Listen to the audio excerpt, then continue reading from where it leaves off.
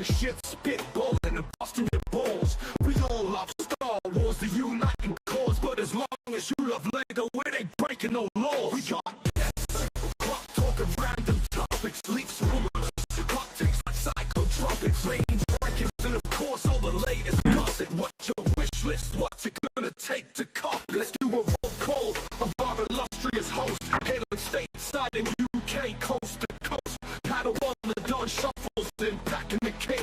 All stiff for us, stiff while he making it shake. Most flinches here to send us back to 99. Oh, down, always down, letting love light shine. Hailing from the Emerald Isle comes Slurpy ho ho. Pot of gold at the rainbow, stop motion maestro. West Country Whittakee, thespian by night.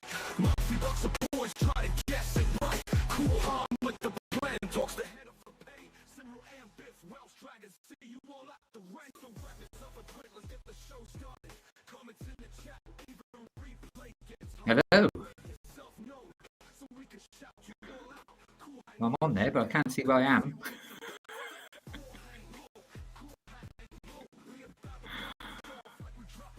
Right, cool. Right. Hello, everyone. Welcome to another Super Sunday, and welcome to the Cool Han Luke show.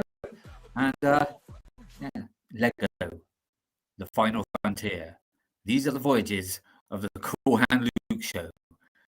With your co-host, number one, Whittakee.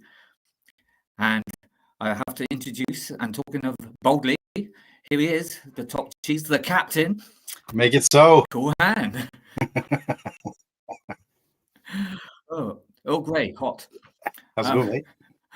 I'm loving this because I'm a big Star Wars fan, but I also like Star Trek, and I'm not normally allowed to talk about it. So. Well, if you had to pick one, and I'm not talking Lego now, because obviously there's an influx of Star Wars versus what's currently available. Oh, Star Wars. Star Wars. Yes. Yeah, what's the split? What's the split ratio?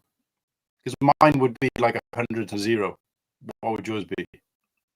Well, I've never really thought about it, but it's just I've always been more of a Star Wars fan because that's what I grew up with. I never had any Star Trek toys, and I just like science fiction anyway. So yeah.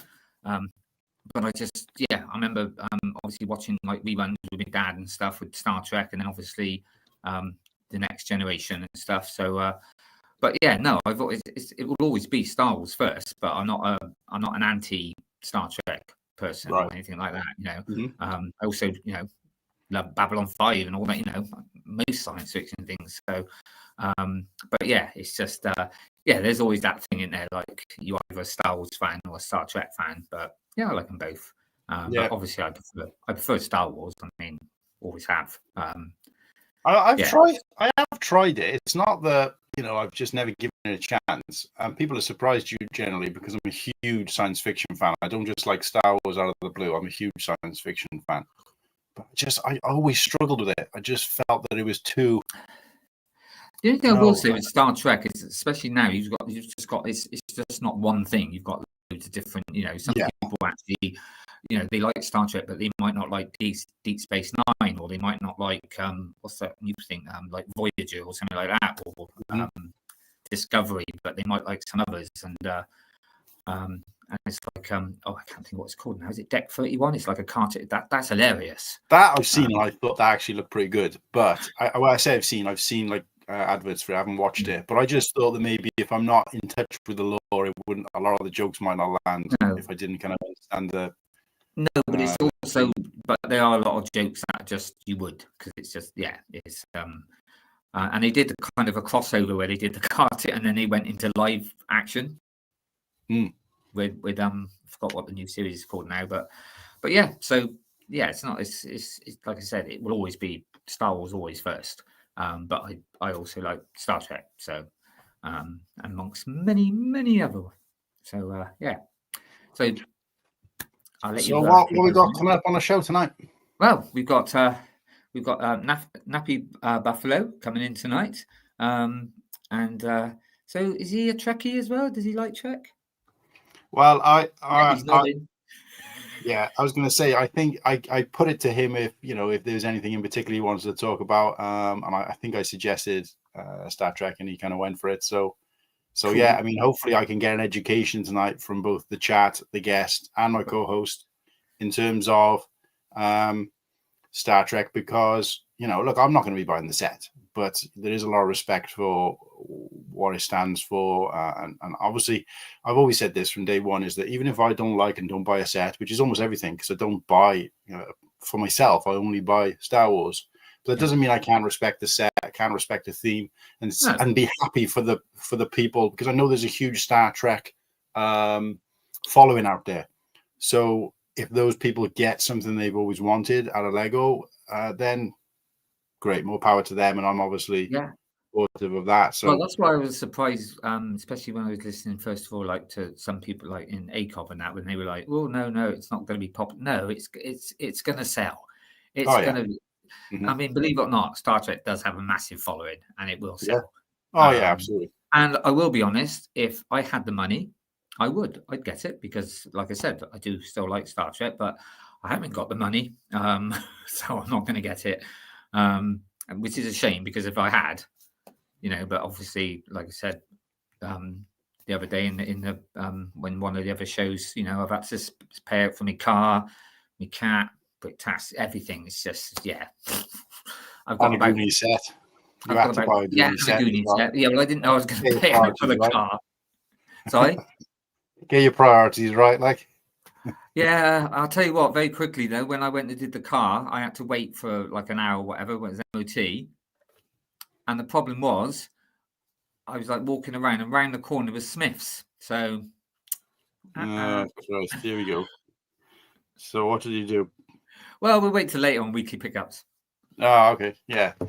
So look, we're going to get into it, guys. If you're out there in the chat, you may be sick of the sight of me, so I'm going to take a bit more of a back seat, because I've done like 5 streams now this week, and yesterday was like almost 10 hours of streaming. So I didn't intend for it to go that long. So anybody here who was with us will have seen it was supposed to be a 4-hour show, but just as we were about to close it off, we had a bunch of guys jump in, including Mark Larson, aka Mark Brickworld, the owner and director of Brickworld, which sort of jumped in. He's a good friend of ours, good friend of the show, and he was just, I think he'd had a few drinks, so he was getting a little bit kind of but there's something I need to clip from the show, and I'll tell you guys about it now briefly, is that Sigsby also jumped in, big on Whatnot Seller, again another friend of the show, but Mark offered him via his charity partners a copy of the what was it? Was it which is the set that hasn't, Goonies is out, right? So it's the Star Trek set. It must be they were talking about. Right. They were talking about. So he's going to buy it to give away as part of a charity promotion. Okay. I don't want to ruin it by misremembering the exact details, but I'm going to clip it from last night's stream, and I'll flash it up, because it was just nice to be, to be able to facilitate that during our stream, and when Mark hears about things like this, these charitable things that are going on, he's like, right, what can we do to help? On behalf of Brickworld, we're going to donate, 2 or 3 sets, I think he said. And then you're talking huge sets as well, to be part of that charity giveaway. So that was good. So it kind of got a bit like, Liam was on the show with me and a few people in the chat, and it just all of a sudden, lots of people just kind of jumped in. I don't know whether they'd come from another stream and just kind of livened up. And Mark was sort of co-streaming it to his channel as well, which meant that, all of a sudden we had just an influx of people watching and commenting. And I was just like, right, I can't very well close this now. I have to keep going. So it meant that I sort of didn't get off the stream until like 5:30 in the morning. So, oh, blimey. So it was a bit of a late one, but considering I've been streaming, getting back up for work at that time. Yeah, well, thankfully I was off. Otherwise, it wouldn't have been happening in the first place. But but no, so I'm kind of a bit, I'm not saying I'm streamed out. Obviously, I'm here for this show and really excited for our guests. But thankfully, it's a topic that I don't know much about, so I can let you guys do probably more of the talking for a change. But yeah, so before what's that? I said I'll believe it when I see it or hear it. Yeah, famous last words, ironically. But so just one thing we do want to cover for you guys, being that today in the UK, I know obviously anybody watching in the US and other parts of the world won't necessarily connect with this. However, it is to do with fallen heroes. So we have a different celebration here in the UK, which is Remembrance Sunday. So it's the Sunday closest usually to the 11th of November. So it's the 11th hour of the 11th day of the 11th month. So we celebrate that actually on a Tuesday, but it's always the Remembrance Sunday is the Sunday closest. And because we got a show, obviously, on that day, it makes sense for us to cover it. So we won't be doing a 2-minute silence. If we were streaming on Tuesday, we probably would. But what I've done is I've dropped a link in the description below, along with the accounts for our hosts for Instagram and YouTube, and the link for the account for our guest is Instagram and YouTube is below. Please go along and give them a follow or subscribe, depending on where you're following. Ideally both, and check out their content. And hopefully after today's show, you'll be enthusiastic to do it if not already. So, but down there below as well, I've also dropped in a link for the Royal Legion, I think it is, the National Royal Legion National Poppy Appeal, which is a UK-based charity, which obviously goes towards veterans and supporting the Royal Legion, that kind of thing. So go and check it out. So I made this just in dedication of our fallen heroes. Will you drop that banner off for me for a second, mate? Yeah, certainly. Sorry, hold on. Got to go to there you go. So yeah, lots of coverage at the moment, especially if you're in the UK, of poppies and people making poppies out of Lego. Last year we shared a couple of different Lego poppies. So I didn't want to kind of recycle the same thing. So this is from a good friend of mine, a fellow Welsh Instagram creator. And it's just 3 simple pieces and it's just perfect. Absolutely. Yeah. So Brickpoint Zero shared this on his Instagram. Yeah. So he shared this on his Instagram. So I asked if I could use it. So this is kind of courtesy of him. And just, poppy appeal, lest we forget our fallen heroes. So, and of course, don't forget, if you are in the UK, Tuesday, 11 minutes past 11, we do a 2-minute silence nationwide. So there we go. And that's it. So look, our guest. Now, I'm just going to do a quick sort of my background with this guest. Now, this guy kind of came out of nowhere, and I think he kind of melted people's hearts. I know he's existed on TikTok and YouTube, I believe, but he hasn't been on Instagram particularly long. I think only about sort of 6 months or so. I think I remember seeing his account around about the time we were at Brickworld, so early June. He hadn't been going that long at the time, and just kind of, bull out of a gate, for want of a better term, because he was like, I've never seen like anybody who's been on a platform for such a short amount of time, even though he had obviously had some backing from his other accounts on TikTok or whatever, which usually helps. But just to go, I mean, he was celebrating like 45,000 followers within a couple of months, which I thought, wow, that just kind of blows my mind. But I can understand why, because the guy is so endearing. He's very kind of friendly and open. He's a community spirited person, which of course always goes down well for us on this channel, because we like to think we're the same, all the kind of, giving each other shit and all that aside, we are kind of very community supportive, and we like to get people on who think the same way. And yeah, I think he's been kind of regarded, and I would regard him as a Lego storyteller.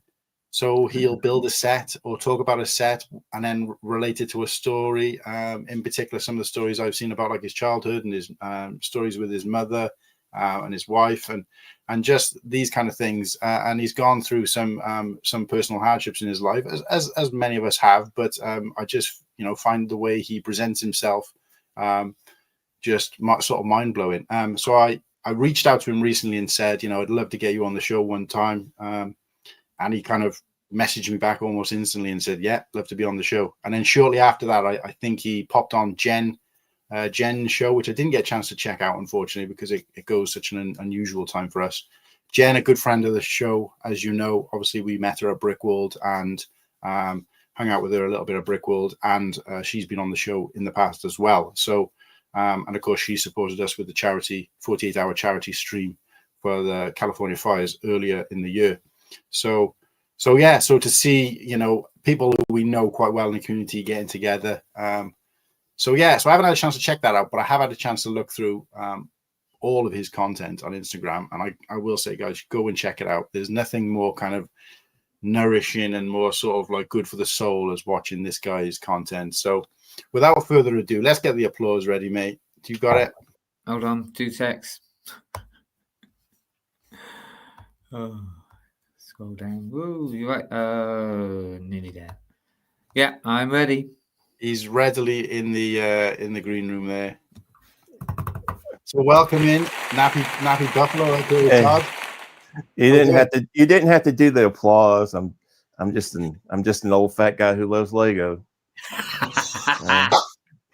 That's amazing. That's amazing. Yeah, that's all I am. I was just about to say, like, this guy's got one of the best intros to some of his content ever, but he came straight out with it. Amazing. But no, look, I mean, it's great to have you on the show. Great to kind of meet you, if you want to call it that. It's not as ideal as meeting in person, but the next best thing. Well, yeah, look, for the people out there who perhaps don't know you, tell us a little bit, about yourself first, and then maybe your background, sort of where you came from in terms of Lego. Well, I am born and raised in North Carolina. I've lived here all of my life. And as far as Lego, my first set of Lego was probably when I was about 5 or 6, and it was a Coast Guard station. It was like a little pier type situation. It was a U.S. Coast Guard station, and that had a little boat that went out to go save people. And I think the next one I had was a Coast Guard cutter, little ship.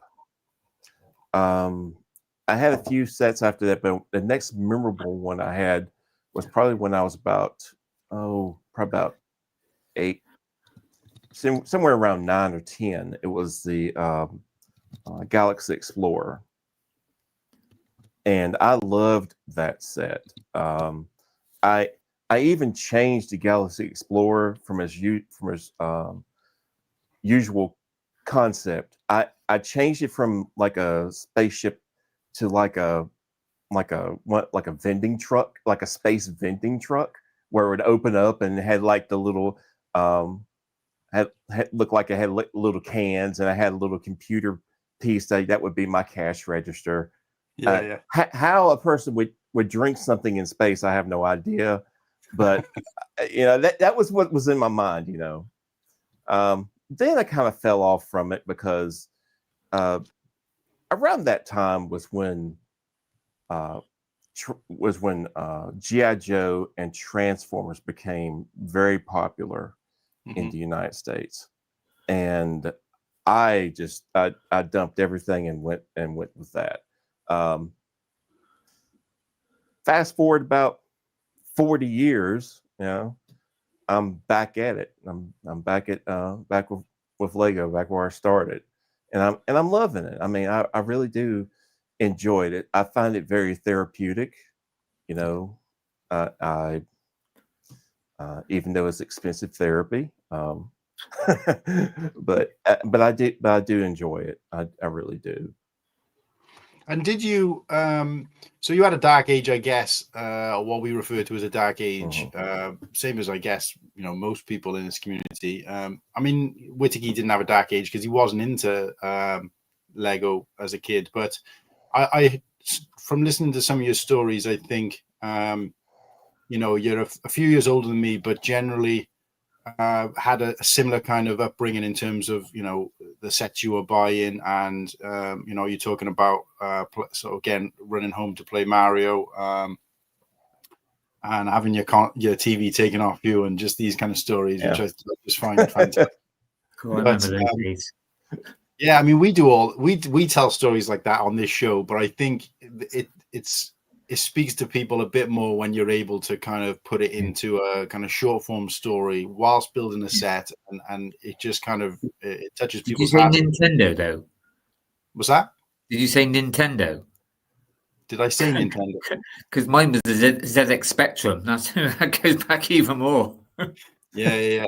But no, so I was just kind of interested to see like what you got back into Lego, but when did you start in the kind of social media sort of space? I know obviously you're relatively new to, I think it was like May time you came into Instagram, but was that your start for everything across YouTube and TikTok as well? To be honest, I mean, that I started my TikTok in May, and then I believe in June or July, I started the Instagram. Wow. Yeah, and that's the first. I mean, and that's the first public postings that I had ever done. I'd never done anything publicly before. See, that's crazy, because obviously I don't have TikTok. So on some of your early Instagram videos, you talk about your TikTok. So I just assumed, right, you'd been doing TikTok for a while, maybe not years, but for a while, built up a following there, and then kind of transport. So that, really was you just kind of straight out the gate, straight. I mean, we spoke to a guy recently on here from Ireland, MatteBlackBricks. Shout out to Daniel from MatteBlackBricks, who had a kind of similar situation where he'd been relatively new to social media, and then just after posting like a couple of different posts for whatever reason spoke to people, and he just kind of jumped from sort of a couple of hundred followers to like 55,000 followers. I think he said like nearly 60,000 followers, like practically overnight, and he was just like blown away by it, and he just so the question to you is, because when we talked to him about it, is that he felt like there was swings and roundabouts to it, because he also felt like a particular responsibility then to these people, that he'd given out this content and they'd seen, say, something specific that just happened to go viral or wherever, and it reached people, and for whatever reason, but then he was kind of like, I've got to keep this up now, and that was probably more challenging for him. Do you feel that's the same, or for you, because it's more natural, that's not the case? In the beginning, it was quite overwhelming.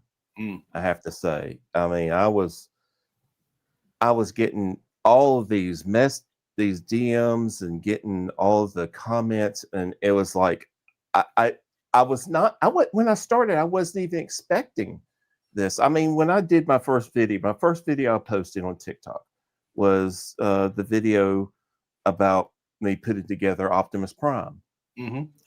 Well, I was going through a kind of a particularly rough period, because and this is all this year. In February was the first anniversary of my wife's death, and then 3 days after that anniversary, her best friend, who was also a very close friend of mine, she died after a battle of lung cancer. And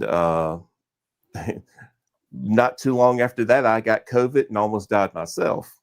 Oh wow! And because of the COVID, I had to quit college, because I couldn't think after I got released from the hospital, and because that brain fog that they talk about, that's real. That's real. Yeah. And that was my first time ever getting COVID too, by the way, and I was vaccinated. So, but anyway, I was really in a down, and really kind of going back into a downward spiral, because previous year before, of course, I was in a downward spiral. And I just said, you know what? I remember sometime back, I'm gonna that Optimus Prime build, Optimus Prime set. It just brings me something back to my childhood. Mm-hmm.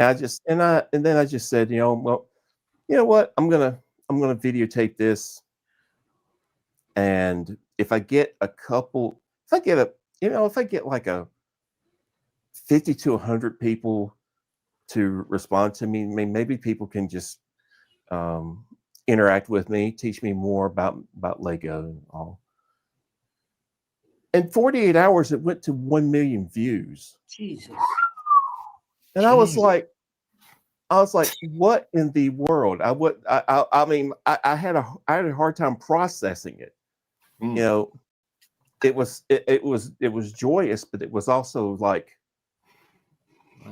wow, overwhelming. I mean, because I'm, so yeah, I do feel like I have had a responsibility to keep up with things. At first, I was really wanting to just push out everything and have it be perfect. But I've come to realize that I can't. I'm not perfect, and I can't. I think the big thing is more connection with the AFOL community is the biggest thing. Mm-hmm. And that's one thing that I'm putting my mind to more. That's not to say that I'm not going to do more stories and things. It's just that's not going to be my whole motivation. It's my whole motivation. Mm-hmm. I'm going to be more community minded as well. Yeah. So was that on TikTok when you got the 1 million views? Was that? Mm-hmm. It was on TikTok. Wow. I mean, I think everybody kind of goes through like an organic curve, if you like, when it comes to, adapting to, because obviously I came out into the community in a completely different sort of background situation, and it was just kind of sharing this and that and the other. And then you just kind of realize, well, actually there's, people have been so welcoming and friendly that you just think, well, actually that, this isn't just somewhere where you just kind of show stuff off. This is just about, yes, you're showing things off, because essentially that, I've said this a million times, that's essentially what social media is. You're not on there. You're on there to show other people what you've got at the end of the day. And we, we embrace that, but we kind of feel better for it by, championing other people as well, and kind of giving them those pats on the back and sharing their stuff and just kind of, and I kind of, you do that curve. I always just question the way, and I don't want to use the word successful, because, obviously 1 viewer, 1,000 viewers, not necessarily putting money in your pocket, but, in terms of just doing what I guess most people wait and work a long time to do in such a short space of time, makes you kind of think to yourself, well, I can't, if I want to keep this up, I almost can't change. And it's like, you, not that you can't, but I don't know. I just always thought to myself, well, if I'd been that successful really early on, how would I feel about, like, where do I go next? Because everything it's almost like the only kind of way is down. You know what I mean? Mm-hmm. When you have, and we've talked a little bit about this to other content creators and stuff in the past, because lots of people focus on different things. I mean, essentially I only use Instagram to sort of promote this channel. I don't really kind of do the kind of things you do, which, I'd love to, given the time and the patience, I guess. But I don't really share like what I'm doing in terms of Lego and building, that kind of stuff. I do that on streams, but I use Instagram to advertise those streams. So therefore it's less of a kind of, people don't see there's not really a lot to see. Most of the time when they come to my Instagram page, everything's already happened. You know what I mean? Yeah. 80% of it is adverts for something that's already been and gone, so unless they want to check it out. And of course I wouldn't see that benefit unless I go into YouTube, which, that does happen as well. But so it's nice to see lots of different types of things. And there's probably only a handful of people like yourself who it's almost like it helps take you away from the hustle and bustle, and just kind of watch one of your videos and be like, oh, you know what? I wish that was longer. Because it's just, like I said, it's really kind of nourishing for the mind and soul. And I don't think, in case people haven't told you that enough, that you need to hear it, is that kind of content is really what the community needs, and it really helps the community. And obviously, I'm all for that. So it's fantastic and it's great to Thank see. you. Thank you. I mean, one thing you said was that having that feeling of the only way that if you go in strong, the only way is down. And I have felt that. I've felt that that drive to get back up to that point. But then I get to thinking, I said, I'm still reaching people. That I'm still resonating with people. So it's as time has gone on, my whole attitude has evolved to where I'm not so laser focused on I've got to get, if I don't get X amount of views in X amount of time, I'm a failure. Yeah. I've got to think about how I can go. I mean, going back to what, for the reason that I actually started doing this was for fun. Yeah. It's all about having fun and the joy that I have from putting together my Lego sets. Mm-hmm. So I hope that my joy comes out in my videos. I'm very picky about the sets that I get. I have to really feel it. Yeah. And for me, it doesn't matter what theme it is, what age group it is. Because in the beginning I was thinking, oh, I'm an adult, I need to do 18 and up. No. I mean, I've got the Creator 3-in-1 pirate ship, and I've come to realize that I really like pirates. Mm-hmm. And that's like a 9 and up. Who cares? As long as you have fun, Yeah, absolutely. I mean, I'm starting to go that way now. I used to just Star Wars, but now I seem to be just buying sets that I really like, that really catch my eye, and nostalgia and all that. For example, like the Goonies. I was like, saw that and I was like, oh, I want that. Yeah, the Goonies. Oh yeah, So that would be now that's what I'm doing. That would be a great. I'm gonna save up for that one. I'm thrilled. It's a great deal. The Goonies. Yeah, I went to my local Lego store and I saw it and I was like, oh, that's really good. Yeah, it's even better when you're watching it as well, when you're making it. So I can't remember the last time I've been watching it as well while I've been building it. The only thing that kind of bums me out. The only thing that kind of bums me out about this, these GWPs that they're doing, they're making these GWPs to where where you feel like if you don't hurry up and get it, you're not going to get the entire experience. Yeah. Oh, okay. And that's something that I don't really particularly like about it. I must admit, I did buy it on day one because of that. So it does, yeah. Oh I bought the Krusty Burger day one so that I could get the living room. I mean, I'm not gonna say I haven't done it, but it's just like, really. I mean, we're at the point that all right. You're gonna get 99% of the set. Yeah. After X amount of time, you're not going to get the full experience. And at least with this one, it doesn't actually go inside. Not like the Star Wars one. Oh, that one was that's egregious right there. I mean that really is. I mean, there was no reason. They did that with the Harry Potter as well, the Gringotts, where you could have added the bit on the bottom. People forget about that one as well.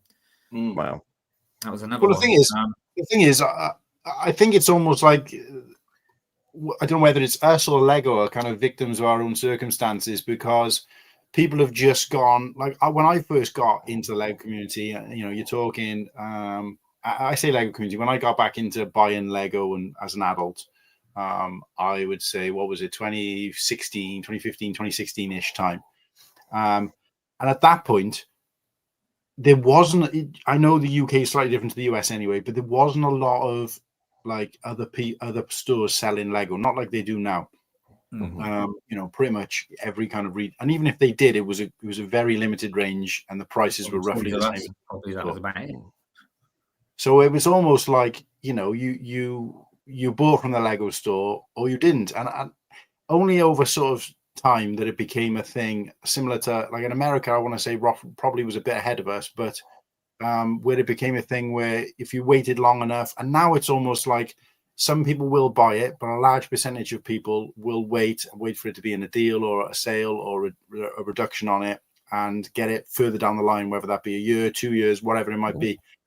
And obviously now Lego is probably seeing that this is happening so much, and they're like, well, we don't want people to do this. We want to buy it full price, so we need to kind of sweeten the deal with these GWPs. And it's just like, and I get it. It's a kind of it's their way of. Yeah, I know what they're doing. They're not stupid. But I do think it's a bit wrong, where a bit like the Star Wars one. I mean, at least, I know with the Star Trek one, it's a good GWP, but it's not. You don't have to have that to put that in, because it's a completely different scale anyway. And let's be honest, go after the Ensign Row figure anyway. They don't really care about the shuttle, but that's nice GWP because you don't have to have that to complete the whole set, sort of thing. So unlike sorry, Nimble, unlike the Death Star one. Well, that fantastic GWP. Yeah. From the Death Star. Yeah. Hi guys. But yeah, no, but I mean, they're not stupid. Like I said, I've a couple of times it's like the Shire. I was like, oh yeah, I want to get that. I might get that, later on. Came with that Deagle Smeagol. I was like, oh no, I've got to get that. See, I didn't even know about that. Because I came in after it was already out for a little bit. Coming back when I came back. I think one of the problem is this fear of missing out. I think there is a massive FOMO mentality that we can sometimes fall into, and which can kind of make us not make it not as fun. But if we take a step back and we really think about stuff, it's like, so what if you don't get the GWP? Maybe you can just buy the GWP from someone that's on eBay or something. It's not. It's probably a good GWP as well. I've seen other things come out, and it's like, no, that's not good. So I don't. But it's got to be a good one. Really, something that catches my eye. But this is where I think the problem is, because I feel like the Death Star, the problem with that is that I feel like they knew that was a poor GWP, but the fact of the matter is that. So what you're saying is a good GWP. The Goonies one, that set, it stands alone without that GWP. So whether you get it with the GWP or not, you've got a good set, right? Okay. Yeah, I would say. And the same with the Star Trek one, just to a certain degree, right? Obviously the minifigure, whatever. But with the Death Star, and again, what Todd was talking about with the FOMO, is that they're like, well, we don't really have to make this good. We just need it to be part of the set, and that way people can't not get it, because then they haven't got the full Death Star. Like you mentioned, Todd, which is that there's going to be people out there who get the Death Star and wait for it to be in a deal, but they'll always feel, no matter how much they tell themselves, they'll always feel that actually I haven't got a complete one. Yeah, there's always going to be a gap in the hanger. Yeah, because I will say the GWP here that I got that don't go with any set is possibly one of the best ones. That's a good GWP. That was a bonus. I didn't know, because I obviously bought the Goonies, got the GWP, and then he also gave me this. And I was like, oh, okay, thanks. It's great when you can combine a set exclusive GWP like the Goonies one, for example, and you get a bonus one like that. Yeah, because they normally don't try to cross them over, do they? They don't like to give you too much for free.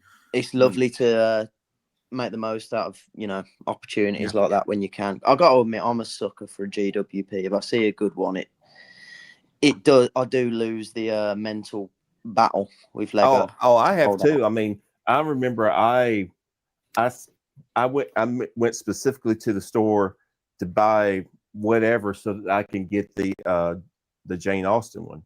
Yeah. That was a good weekend for it. I think it was double points as well that weekend. Yep. They knew what they were doing, didn't they? But going back to the Death Star though, Nimble, you would have bought it anyway, wouldn't you? You were getting that on day one, whatever. So I was buying it anyway, and the GWP, I haven't even built it. You didn't buy it on day one because of the GWP. You were getting it anyway, weren't you? Yeah. No, the set sold itself. But I'm planning on keeping it sealed, the GWP, because if I want the Death Star to have that TIE fighter and, you know, the hangar and the rack and stuff in it, then I'll just part it out on Bricklink at some point in the future, because that sealed set is worth, like, I think it's still worth over £100, and that's probably only going to increase as time goes on. Whereas if I bought the parts just off Bricklink, I could probably part it, because it's only like 200 parts. I could probably get it for maybe like 40, 50 quid, I imagine. Yeah. So I'm just trying to think with my head there. No. There's nothing exclusive in it, which is, I think, every GWP like that, even if, and this is giving credit to Lego where they shouldn't really be getting it, even if the exclusivity part is a sticker, there's got to be something in there that you can't get any other time. But there's nothing exclusive in that set at all. No. So yeah. It makes me laugh. The object makes me laugh. This Goonies set, I've been told, because I haven't opened it, I've been told there's more stickers in here than what there is in the actual whole Goonies set. Is that tile at the front? Is that a sticker, or is that an actual print? No, I think that one is, but I haven't opened it, so I don't know. I think that one is a tile, but I think the rest maybe are stickers. That's a stunning GWP, and that's what they should be. That's why like I said, I mean, that one, the Barrador was the reason why I bought that, because of the Fell Beast. And that's the thing, because people say to me, oh, you can make your money a bit back by selling it. It's like, well, no, I only bought it because I want the GWP. Yeah. Right. Well, yeah, and this is the school of thought I was going to get into. This is how Lego get us, isn't it? Yeah. And I was going to say, I mean, if I didn't want it, then I would wait till a couple of months down and get it a bit cheaper. But I buy it because I want the GWP, so I'm not going to sell it. Well, this is what I was saying before, though, about how people that are waiting to save money on a set, and then whatever they save on that set by waiting for it, they then end up spending that getting the GWP from a second-hand store. Yeah. And it's like, well, you may as well have bought it day one kind of thing and gotten the points at least. So it's difficult. I mean, because you're never going to know what it's going to go down to. If I don't get the GWP on day one, that's it. I probably won't ever buy.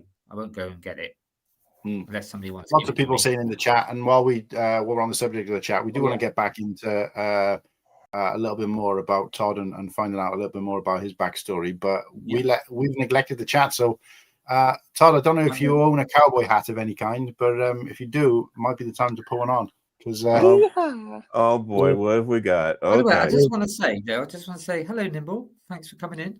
Yeah, sorry, mate. Yeah, sorry, this is my time. One of our co-hosts. Yeah. And Todd, pleasure to meet you, buddy. Nice to meet you too, Nimble. So I'll be with you guys till about 9ish, and then I'll have to put the little one down to bed. Okay, that's cool, yeah, mate. Appreciate you coming in. So so guys, get your comments in the chat now while Whittakee gets his rhinestone cowboy out and starts calling it out. So you got your chance now. You like to do start the music while going back up the chat? Yeah, go for it, mate. We need Slurpy. He's better at all this kind of stuff.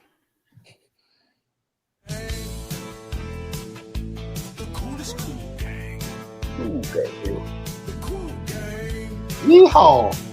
Yeehaw! Not loud enough here. Right, yeah, that'll be fine. Right, good evening, everyone. Welcome to tonight's show. And we're going to start off with Liam Brick the Bed. Live long and profitable. Yeah, all that business. Not a Trekkie, but seen worse sets come out than the Enterprise. Yeah, true. Ultra Bricks, good evening. Thanks for coming in. Paddy, lovely to see you, Sarah. It was great to see you yesterday. Need to get you on now, the main show. In fact, I'm surprised you haven't been asked to be a Don't co-host. say it. Don't say it. Mate, but that would be a special, you know, it'd be nice to have a lady on the show. We got Muttley. Muttley, good to see you. Looking forward to seeing you at Fantastic. A good evening, you fine gentlemen. Hope you are both well. All of us are well. We've got some scruffy brummy. Good evening, Nimble. Oh, there you are. You weren't on at the time, so I'm putting you on. So there you go. We've got Papa Rex in the house. Good to see you, Papa Rex. He says hello, boys. And there's quite a few. Did put up earlier, but we've got is it Sean Phillips? Yeah, good friend of mine. Maybe someone that you know. Welsh name as well. One of my friends. Yeah, welcome to the show. If you haven't already, Shan, please consider giving the stream a like and subscribe to the channel. And I think that's up to everyone at the moment. And obviously, if anyone comes in, I will say hello and I will try and get you up on the chat. So yeah, welcome to tonight's show. Over to. Okay, so there's.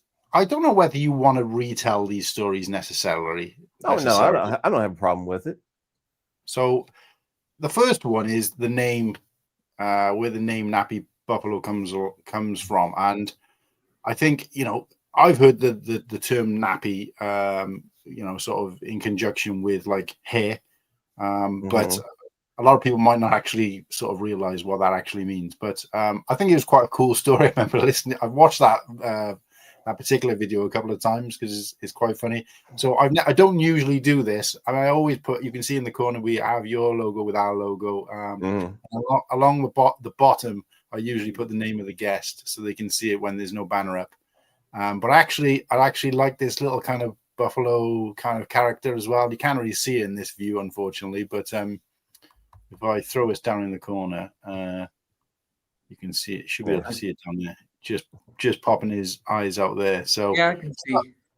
Yeah, it's just a cool little story. So do you mind sharing that with us, where the name came from?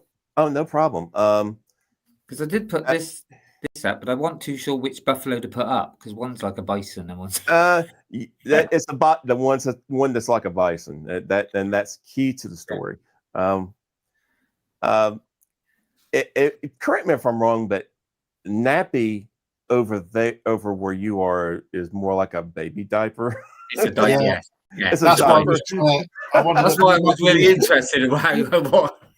You might want to clear that bit up first, just in case. So okay, Nappy here in the U.S. has to deal with maybe like a hair that's very, very tight and kinky, or tough to manage. So basically, when it was my wife that actually introduced me to TikTok and Instagram because I wasn't really interested in it. But then when I started looking at TikTok, I was like, oh, this is kind of interesting. And then you got those little filters that you can push that that would do certain things, and the one that I pushed was one which animal are you? I was like, oh, okay, well, let me push that. So I'd get something like a pig or a chipmunk or like a little or a pug or something. I was like, no. And then I finally got a grizzly bear, and I was like, okay, yeah, okay, that's me. So I get out of the office, walk into the living room where she's watching television, and I said, all right, tell me. And I was presenting it like I had this just came up. This was the first one that ever come up. I mean, not telling her I didn't get it. I got like a pig, an otter, or a badger. It was And I said, look, this is what I got. What do you think? Do you think I look like a grizzly bear? And she said, no, I think you look like one of those buffalo out in Yellowstone. And I said, you mean are you talking about a bison? She said, yeah. You know, the one that has a really tight nappy hair. And then she went on and said, you've got a little hump on the back and everything.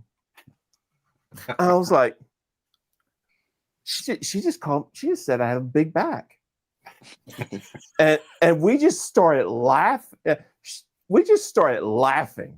And it was one of those moments where, you know, we were just we just really were in sync, and we just were having a good time.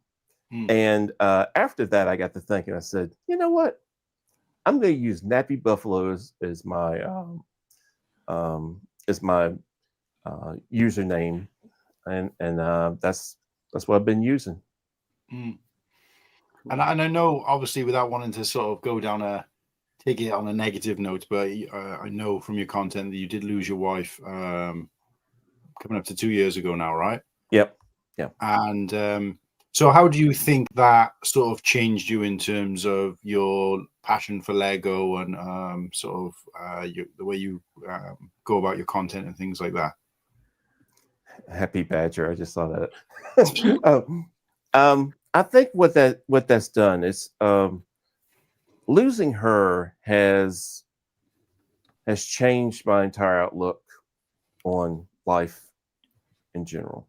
You know, because me and her, when I got married, I left my parents' home straight to being married to her, and she had a son at home, and I instantly became a stepfather.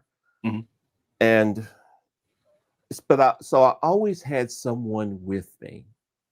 And it didn't matter who it was. At first it was my parents, then it was my wife, and then all of a sudden she's gone, and I didn't have and for the first time in my life, I've been home. I've been living on my own.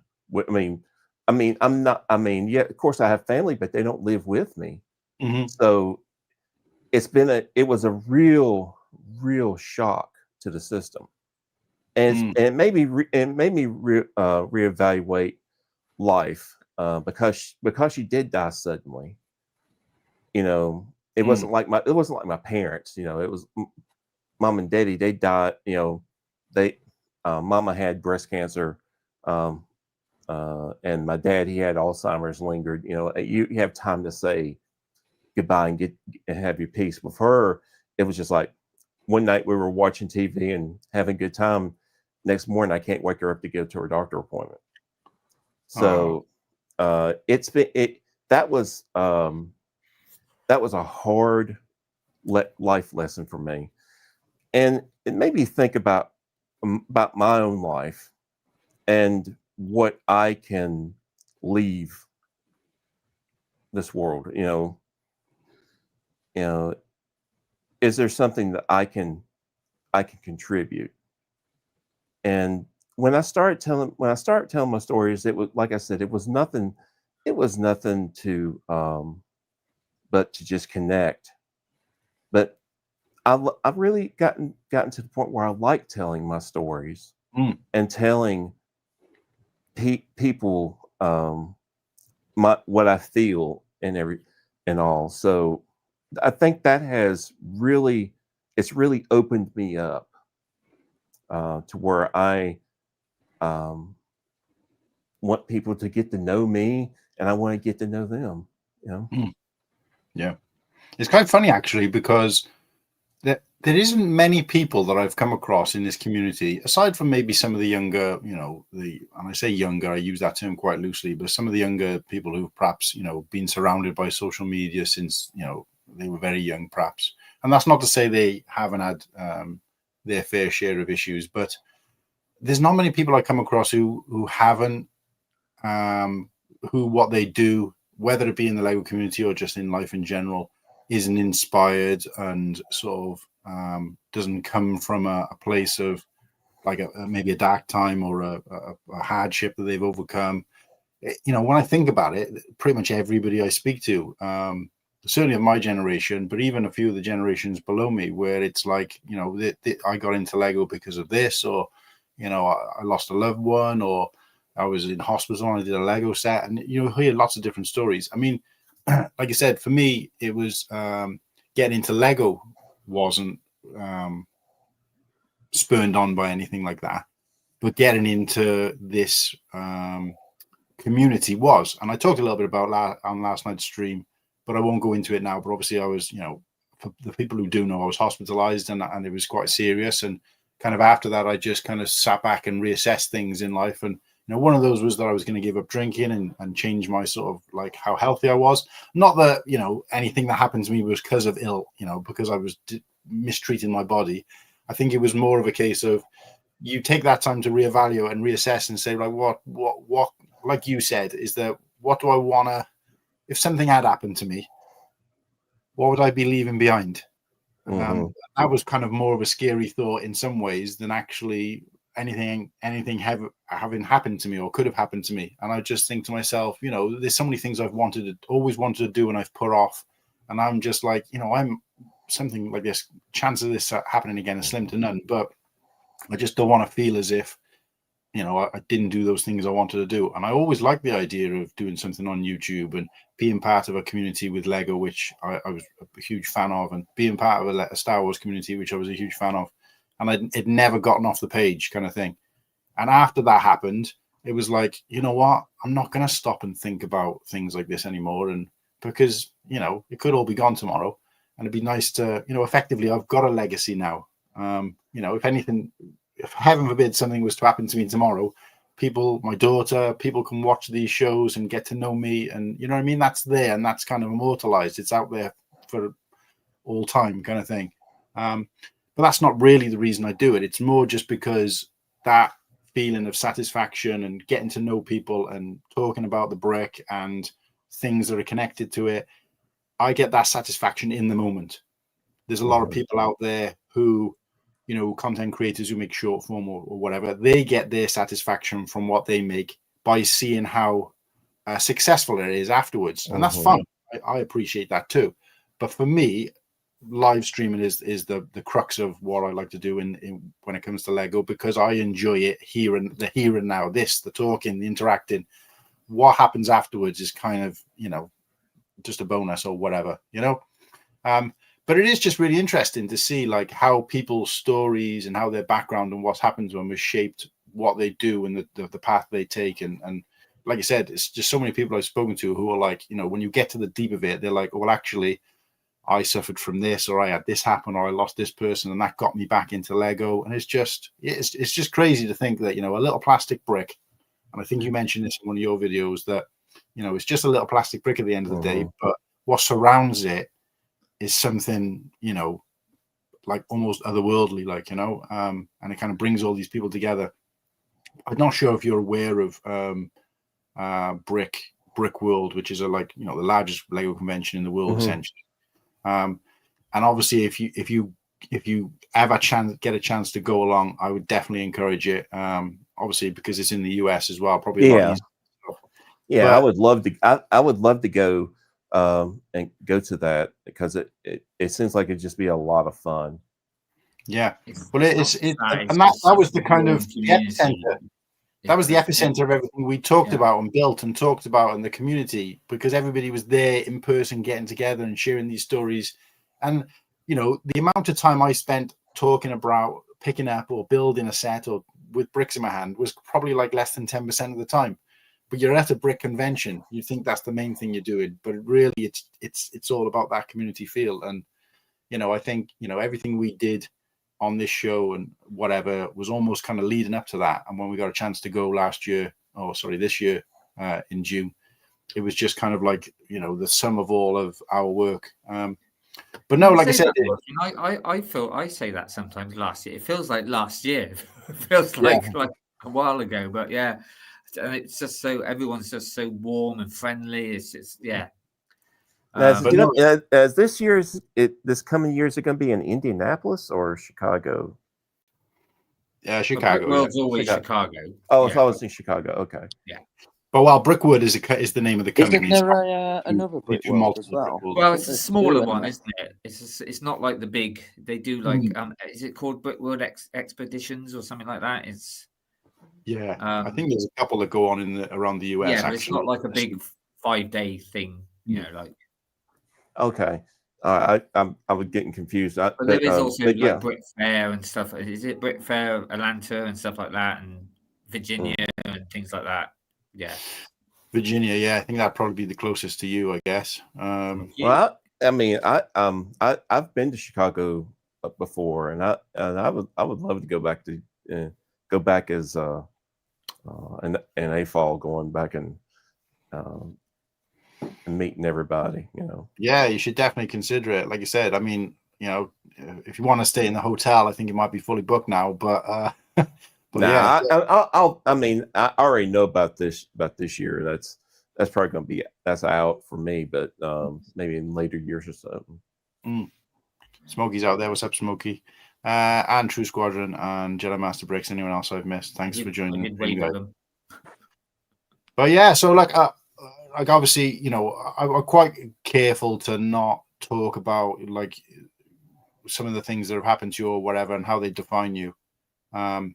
But like I said, seeing some of the stuff, and I connected so much with it because certain sets you were building either connected to me in the same way, even like for the Up House, for example. So I bought that for Kirsty, but it's like our favorite Disney movie that we watched together, and like seeing you obviously build that with your experience.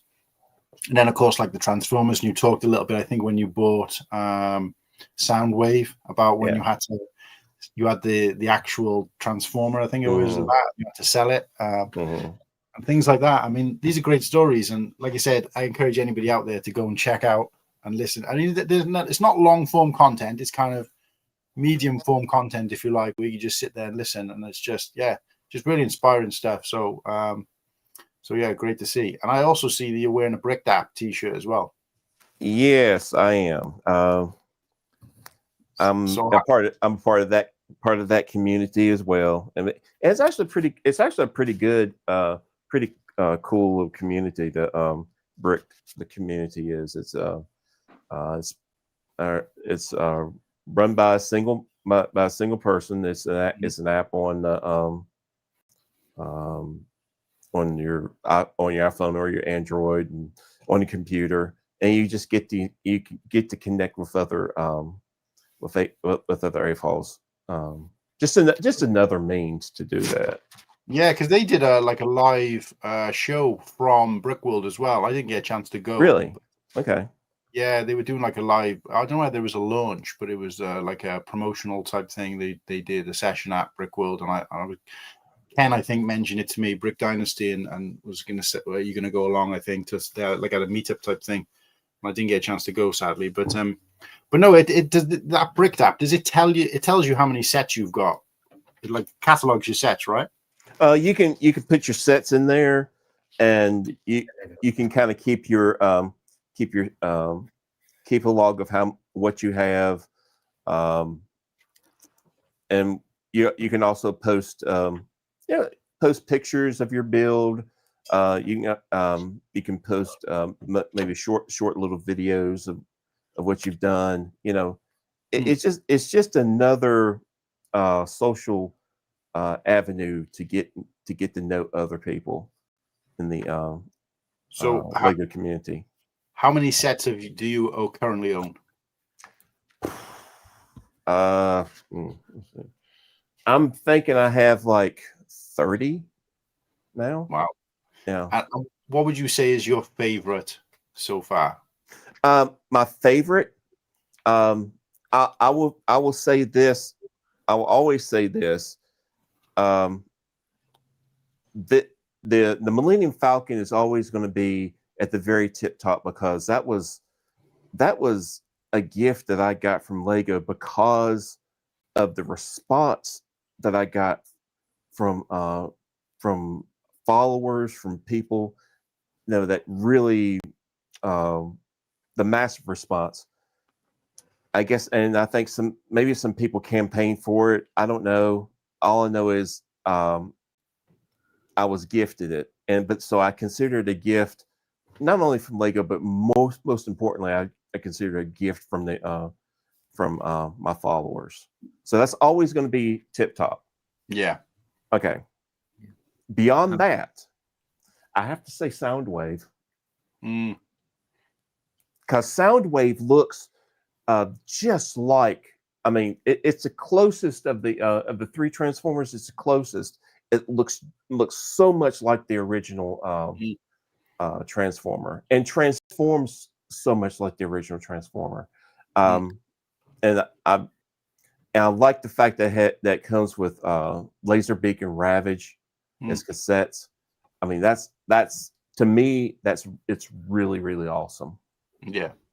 I was always a Transformers fan as well. We were talking a little bit last night about, the 80s kind of really had the monopoly on some of the, I mean, I guess you call it nostalgic because, people of our generation connected to this so well, but, what theme would we like to see Lego doing next? Because they seem to be doing a lot of these 80s themes, and they're really popular. You got like the Goonies, you got Gremlins, and obviously we've done the Transformers sets. So I was like, right, I want to see He-Man. I want to see. I've heard He-Man come up a lot. How you do those as figures, I'm not too sure, but yeah, He-Man comes up quite a lot. Yeah, that would be kind of difficult to make those figures, but. But no, so, and like I said, you talked a little bit about that kind of stuff in some of your content, and it was just like, I really feel that's something we could explore a little bit more. But like, I'm a huge fan of, the only thing that would ever take me away from Star Wars, and again, it's not that Star Wars are the only sets I think are good, but I feel like, and again, referring to what you were talking about the whole FOMO thing, it's just you have to put a limit there somewhere. And I think you did a kind of series where it was like, what's your favorite set for under $100, which I think is a great way to sort of encapsulate a good response from people, because it's easy to just say, well, it's the £1,000 or the £500 or the £700.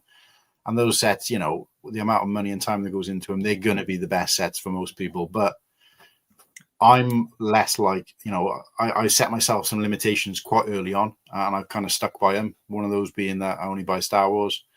I don't buy UCS sets, and I kind of limit, the amount I spend on a set and how much I'll pay for it, that kind of thing. And I think, like, again, we talked a little bit already about the whole FOMO thing, and I just think there's a lot of people out there who just kind of do a complete 180 because they go bananas, they try and buy everything, and then they kind of have to reel it back into the point where they're missing things. And I'm just like, if you're getting into this, a message to anybody just getting into the back into Lego, or hitting a wall with it, just set yourself some limitations, and you're always going to, even the richest guy. I was like the opposite. When I started, I had these rules and that, and most of them have gone out the window because suddenly, like I say, something that catch my eye, like something a Disney set, or like the Goonies, or something, or Lord of the Rings, and it's like, and because I love now building Lego, it's like, I want that set. So a lot of my not going to get any UCS sets. I've got 4 now or something like that. So it's like, everything's gone out the window. Yeah, whatever makes me happy. That although I really do love the Millennium Falcon, it's really, really big. I mean, so you got the UCS one, have you? Yeah, that's one I haven't got. That's one I haven't got yet. It's really big, and I don't think I want another set quite that big, because it's it weighs like 28, almost 29 pounds. Takes up real estate, doesn't it? Yeah, it takes up a lot of real estate. And I mean, my shelf that I recently bought is almost full now. And so I'm thinking in terms of, okay, how much can I get, for the same amount of space that large set will take up, So And plus the one thing about the Millennium Falcon is, oh man, it's really touchy to where when you're picking it up, it doesn't feel like you feel like you got to make sure it doesn't fall apart. Is it real fragile? It can be, and sometimes I'm so afraid to move it because I'm thinking, oh God, it took me so long to put that thing together. Yeah, and I think for me, I think the smaller sets are more my thing. I think that's going to be my special big set that the one special big set that I get. Well, I feel like I'm going the opposite way now. I feel like not so much small sets and buying the bigger sets because I buy a small set and like an hour later it's done. I'm like, oh. I was going to say you're the opposite because you're buying these big sets and then whereas everyone else is complaining about the cost of Lego sets, you're buying the big Lego sets and complaining about having to buy food and pay bills. No, I'm not. To be fair, though, the thing I'm worried about now is the space because I was just looking because I started collecting like quite late, 22, and obviously this ain't all the ones registered, but according to the Lego site, I've got 129 sets. 91,221 pieces. Wow. Ridiculous. Wow. What was you going to say, Nimble? It's hard, isn't it, to decide what you want to do? Because at the end of the day, if we all had unlimited space, we'd probably all say we'd own more Lego than we do currently. Yeah. I'm sort of, and of course coming to the point where next year I could end up moving and not have a 2-bedroom place. So. Yeah. Well, that's it. It's all about space. So, and obviously cost. I'm going to get to the point next year where a bit like what you were briefly touching up on, Cool Han. It was like, you chose specifically Star Wars and you've steered clear of other themes. And I think I'm going to have to do the same next year too, because, and again, it's bringing up FOMO. It's hard to see these big sets come out or like these one-offs. It's interesting, actually, you say that because I get more. You like your medieval stuff as well, though, don't you? So. I do massively, but I'm going to have to next year because it's going to be an expensive year for me personally away from Lego. I'm going to have to make sacrifices along the way, and I think I'm even going to. I've come to the conclusion: the only Lego I'll be buying next year is the UCS sets that come out. Right. That's literally it. All I'll be doing next year. But that's interesting to hear because when I was talking about that FOMO, I kind of realized as I was saying it that I think I get more FOMO from the sets that I've still got my own Star Wars than I get more FOMO from the sets that aren't Star Wars than the Star Wars. Like, you see what I mean? Because I made a decision about not buying the helmet set, not buying the UCS set, and I don't very often see them and go because I ingrained it in myself from early on. But I do see other themes and go, oh, I'm tempted by that, but it's like. And like I said, I was leading to the point that Tron is a big thing for me. And I'm kind of gutted that they didn't, with the new movie coming out, bring out a set or two because they have that. Yeah, the Tron, that would have been a really good franchise that they could have done. I mean, I think that would have been awesome. Well, they have actually got a Tron set. There is a Tron set. They do. Briefly they did for the second movie, the Legacy movie. They did, and it was a couple of years after the movie came out. It wasn't actually when the movie was out as such, because I'm not sure why they did it. It was a kind of maybe an anniversary of Tron or something. But either way, he released a set, and it was a small set, affordable set. And I was looking at what? Oh, we just lost Whittakee, I think. He's gone. Oh. Yeah, but no. So we had the so that Tron set. But this is what I'm saying is that half of me was like, oh, I'm happy that I'm gutted that we didn't get more Tron when they've got the license. There was an opportunity there. But I'm also kind of glad they didn't because I would have found it really hard to, I would have been biting my hand not to buy some sets, especially if they did the big, I can't remember what the name of the ship is, the big sort of, with the legs kind of thing. Yeah. If they did a version of that, as a kind of 18 plus set or something, I would have been like, I need that. I need that. One thing that I don't see a lot of. I mean, I know some of these sets are the ones that make the most money. I don't see Lego really from either the either advertisement or from the as much from the Lego ambassadors. Some of the sets from City, and I think City is underrated. Some of those, especially some of the vehicles, it's underrated. I mean, like like there's the rail, the train, the rail set.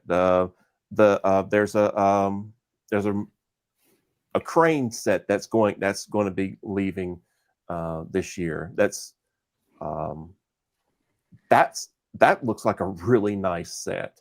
Right. So yeah. I mean, I know that the land has to push push these other sets, but it would be nice to see them actually talk about other things except the most expensive things. That's a good point. Point that. I didn't even think of that. I can't, because Lego City is, and the same with Lego Friends as well. The difference is with Lego Friends is obviously it's not my demographic, but it's very popular. Clearly, it's very popular. But I never see any kind of promotion around it. When you see these land members getting these sets, it's never a Friends anything like that. Yeah, I'm gonna tell you what. There's a Friends set. There's like a Winnebago or whatever you would call it. Like travel trailer set. It has a little Easter egg in it where it's like a little toilet, but you put pieces in there and it actually flushes. It's like, that's awesome. Yeah, that's a bit like an Ninjago set that did that, didn't it? Was it the garden I don't one know or whatever? about And it would go down and go into the river. It's like, hey, if you don't mind, I've got to go use the restroom. I'll be right back. No, you go ahead. We'll just catch up with each other. And I tell you what else is worth. We're going to get into Star Trek in just a sec. But before we do that, just quickly have a catch up with Nimble. Nimble, how are we doing, mate? Living the dream, mate. Yeah. You got the message on the green theme tonight, then? Went for the olive green sweater. I did. I call this me Wallace jumper because it's like Wallace off Wallace and Gromit in it. This is me comfy jumper. But all good, mate. I own a green jumper, I don't think so. Busy weekend, but yeah, living the dream. Thank you. How about you? I bet you're knackered, ain't you? I am a little bit, yeah. It's annoying as well because I was waiting for Kirsty to get home, but she wasn't feeling too good, so she took a little bit longer to get home, so we didn't have time to eat.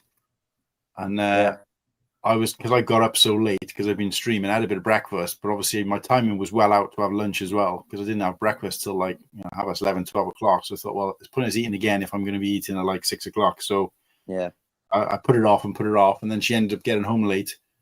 And then by the time she'd bought food for us to cook, but she wasn't going to get home in time to cook it. So I'm trying to scramble then. I'm in the middle of trying to sort this, pull all the, remember I told you I was doing the grouting, the seal, pulling all the seal off on my shower. Yeah. And I thought, whenever I've done it, it's a relatively easy job to pull the old grout off and then the new one put on. It's not that bad of a job. But I just kept putting it off. Anyway, eventually I was like, what am I going to do? And I completely forgot that the tiles are mottled. They're not flat tiles.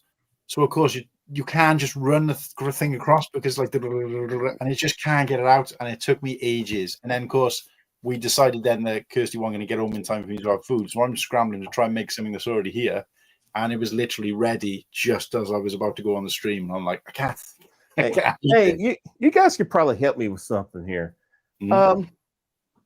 Okay.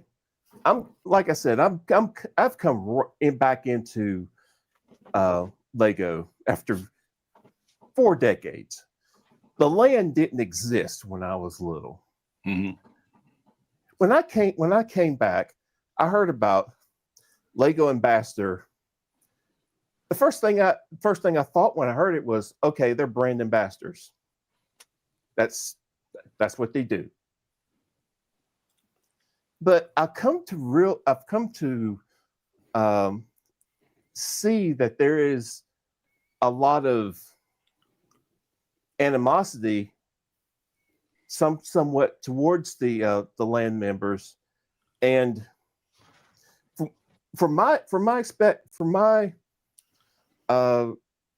perception as someone who just comes in, they are brand ambassadors. What brand ambassadors do, but I mean, because I don't have any history with them.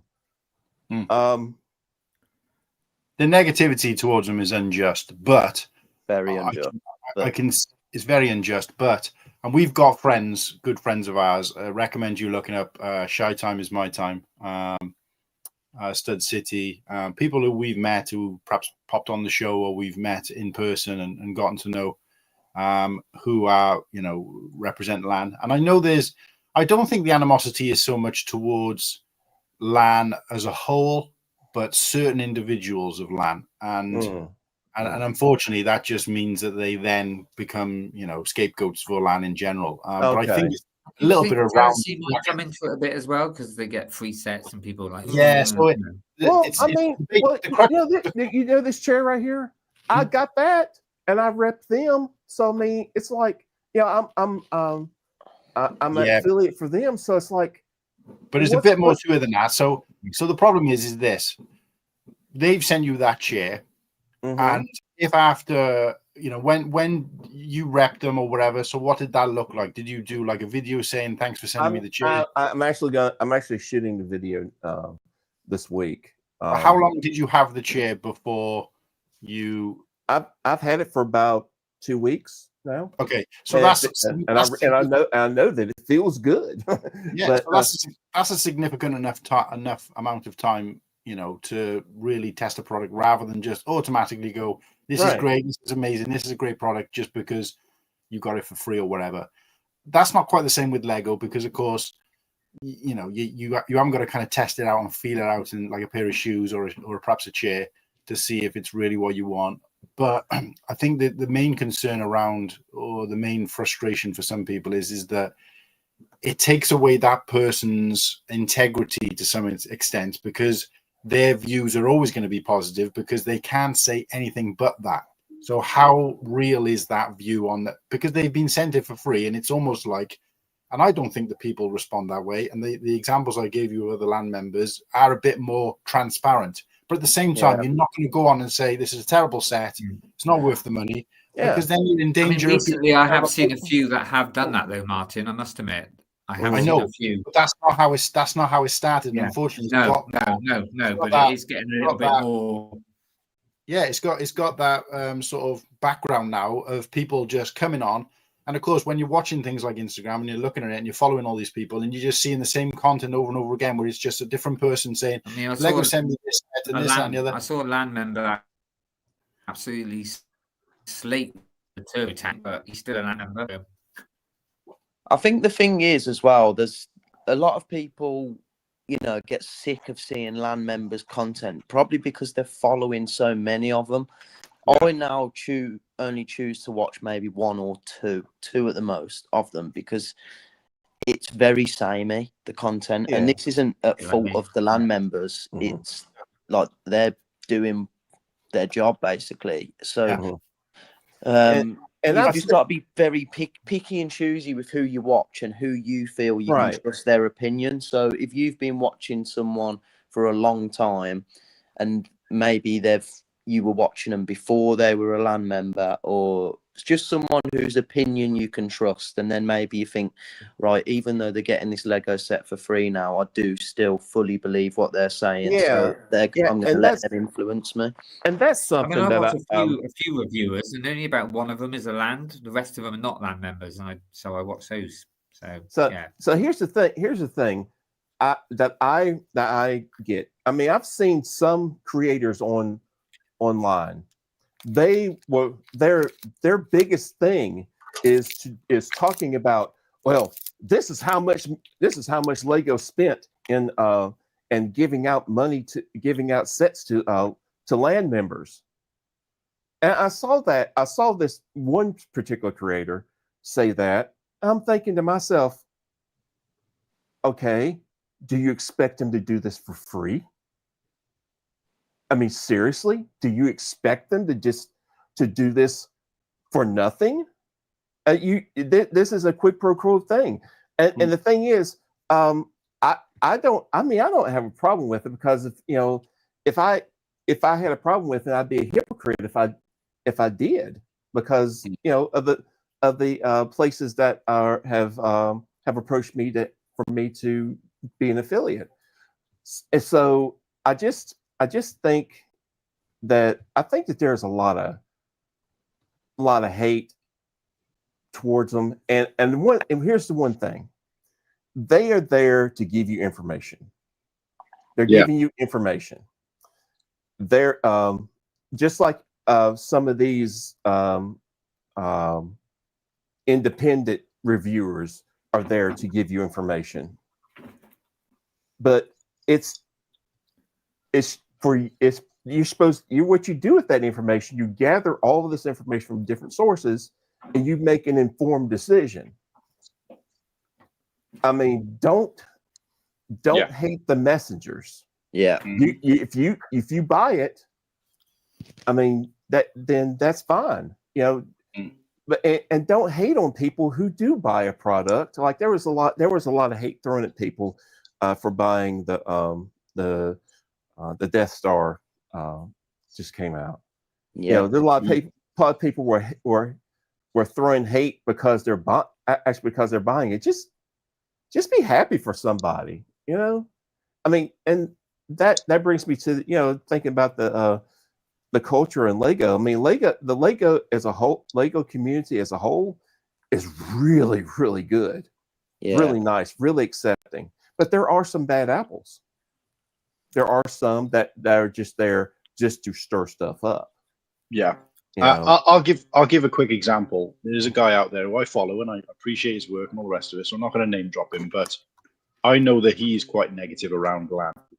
But then after going through, and not directly negative, he's not like calling people names or anything like that, but he's kind of like almost anti-LAN, if you want to call it that, right? Mm-hmm. And when I went back and looked at a bit more of his content, it's not because I was trying to research or trying to debunk him or anything, but just because it came up. I noticed that he mentions in one that he'd applied for LAN and didn't get in. Mm-hmm. So it was like, and people I've spoken to, go and check out Brick Dynasty with, Shy Time is My Time, when he had him on. And he went into it in quite a lot of detail. And Ken does a fantastic job. I know Ken potentially listening. He does a fantastic job of really getting into the detail of, behind the scenes and all that kind of stuff when he has an individual on, in a way that you could only do if it's one-on-one, but he talked about how Lego LAN almost never lets you in first time when you apply, because they want to see your passion. And I'll tell you this much, right, Todd, I think if you applied for it, you are the perfect candidate. You're exactly what Lego is looking for, because they're looking. I'm a little old for that. I mean, I look at all the. I'm a little. Never. Just from my experience with it, which is not the best of experiences, but they're looking for somebody who's family friendly, who's got heartwarming content, but has got passion for the product and the brick for real reasons, and it's not just I'm putting out content, me. Look at this. Look at my cleavage and whatever else you might see that's out there, that kind of stuff. I've seen some of LAN members who are, and I just think you would take it seriously, but I know that you'd be denied the first couple of times. I always say London Greg, aka London Bridge Bricks. I was just about to bring him up, actually. Yeah, that's funny. He's been disappointed because he's not got in. And he's the perfect candidate. And he's a big, he's quite well known. Yeah, absolutely. It doesn't always mean that, does it? It's especially as in Britain, he's one of the big content creators for British Lego, isn't he? London Bridge Bricks. Mm-hmm. I know who that is. I mean, over here. So yeah. You mentioned Shy Time, and Shy Time actually said to them, "Well, I won't be doing what the kind of content you want me to, and they were quite fine with that. No, I think what I would say in my, like I said, limited experience with it, and the people I've spoken to, who I know a couple of people who are against it. I've spoken to a couple of people who've had good things and bad things to say, and I know a couple of people who are in it, a couple of people who've tried to get in it and are passionate about it, like Greg. And from all that experience, I've gathered that a lot of the hate that comes from it is mostly jealousy. Yeah. A little bit of a little bit of They get frustration. sets, but they got to work hard. You know, they still got to do a video, get it out, you know, and do all that. It's No, not but just I like, think these people are grinding and paying a lot of money for these sets, and other people are just kind of being given them, you know, without any kind of questioning and that kind of thing.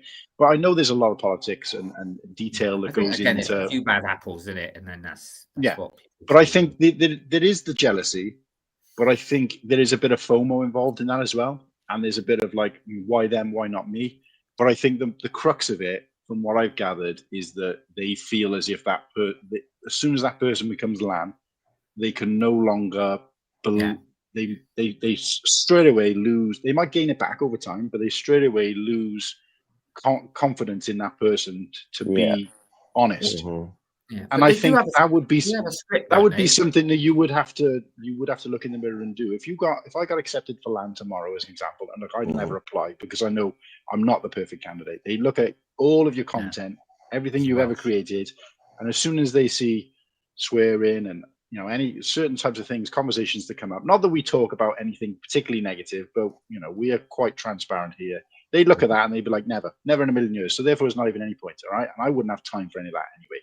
But if I was to do it tomorrow and I was to be accepted, hypothetically speaking, I would have to look in the mirror and say, right, how am I going to approach this? Because I know there's going to be people who immediately are like, nope, not going to believe anything he says anymore because he's now a shill for a company. And unfortunately, that's the way people think. Unfortunately, which is sad. I mean, but some of it is scripted, isn't it? Because a lot of them do. You know, it's the same thing. They say, "This is my own view." It's not, you know. So I think they get told they got to say that as well. They got to say, no, absolutely. You know, this is from the Lego group, but it's my own views. Blah blah. You know, but it's they keep a lot of that. They sign like waivers and stuff where they can't share certain details, and because they can share that even with their own followers. Those followers are then probably overthinking it and thinking, well, how do we know that you haven't been told that you've got to be positive or whatever about this set and you're not telling us that? Do you see what I mean? Because it seems it seems very cloak and dagger to some people. But that's why I said it's changed slightly now ever since like the Turbo. I've actually seen some LAN members absolutely slate it, and they are still LAN members. So you know they haven't got rid of them because they. So I think. And you know, there's something. Quite a few now saying it's not worth the money, it's not worth it, and I'm thinking, oh, blimey, but no, they're not. They're still LAN members. There's one thing about the Lego ambassadors. I think that people. One thing that I've noticed is that they're, talking that they're shills for the company and all that stuff, but that I don't know what it's all about. But I do know what an ambassador is. An ambassador is someone that is sent out by entity A to go to promote entity A's ideals or product or whatever to mass B, you know, and it's like, but then they, just like any ambassador for a country, you know, they get feedback. And if the ambassadors send that feedback to the powers that be, then the powers that be can either change or they can say thanks. They go back. Yeah, and I mean it's up to the leadership to make any type of changes based on whatever feedback they get. So I mean, I just don't see. I've had a hard time with the whole hating on them so much. I just have. I mean, because I think people just think that there's, like I said, I think it is a bunch of sour grapes. You know, if you don't get accepted, if you look back and you look at some of their content overall, you can weed out and say, okay, this. They may have an axe to grind against Lego for some reason, you know. So yeah, but, you know. And ultimately, what it comes down to, and what I say all the time, is you don't have to watch the content. No, you know. So how hard is it to I mean, what I really abhor is when people feel a certain way about something and share it. That's one thing. But when they go into that person's comments and start sharing that, I mean, there's no need for that at all. It's just childish at that point. But what's wrong with just scrolling on by and then moving to the next thing? Don't get me wrong. Every one of us on this page, I can pretty much guarantee, sees things, whether it be Lego or anything else, gets frustrated buying, feels some type of way, and kind of gets that niggling that, I want to have my say on that. Put something in the comments. But in 9 times out of 10, I like to think most of us would just go, no, scroll on by it. And by the time you've seen 2 or 3 more posts, you've already moved on, you've forgotten about it. So I just don't realize how hard it is. You'll do that. And a quick shout out while I got the mic is a quick shout out to Sip and Build Fridays. Oh, from Jen, yeah. This was, I mean, I tried to order one, but they don't deliver to the UK. So thankfully, Jen, a good friend of the show, gave me one of these when nice. we were at Brickworld. So But yeah, so sipping on some tea from, and Nimble will be happy as well because he's. Don't ask me what kind of tea it is, though, mate. I'm a tea connoisseur, and I'm a big tea stan. But should we move on to some Star Trek? Yeah.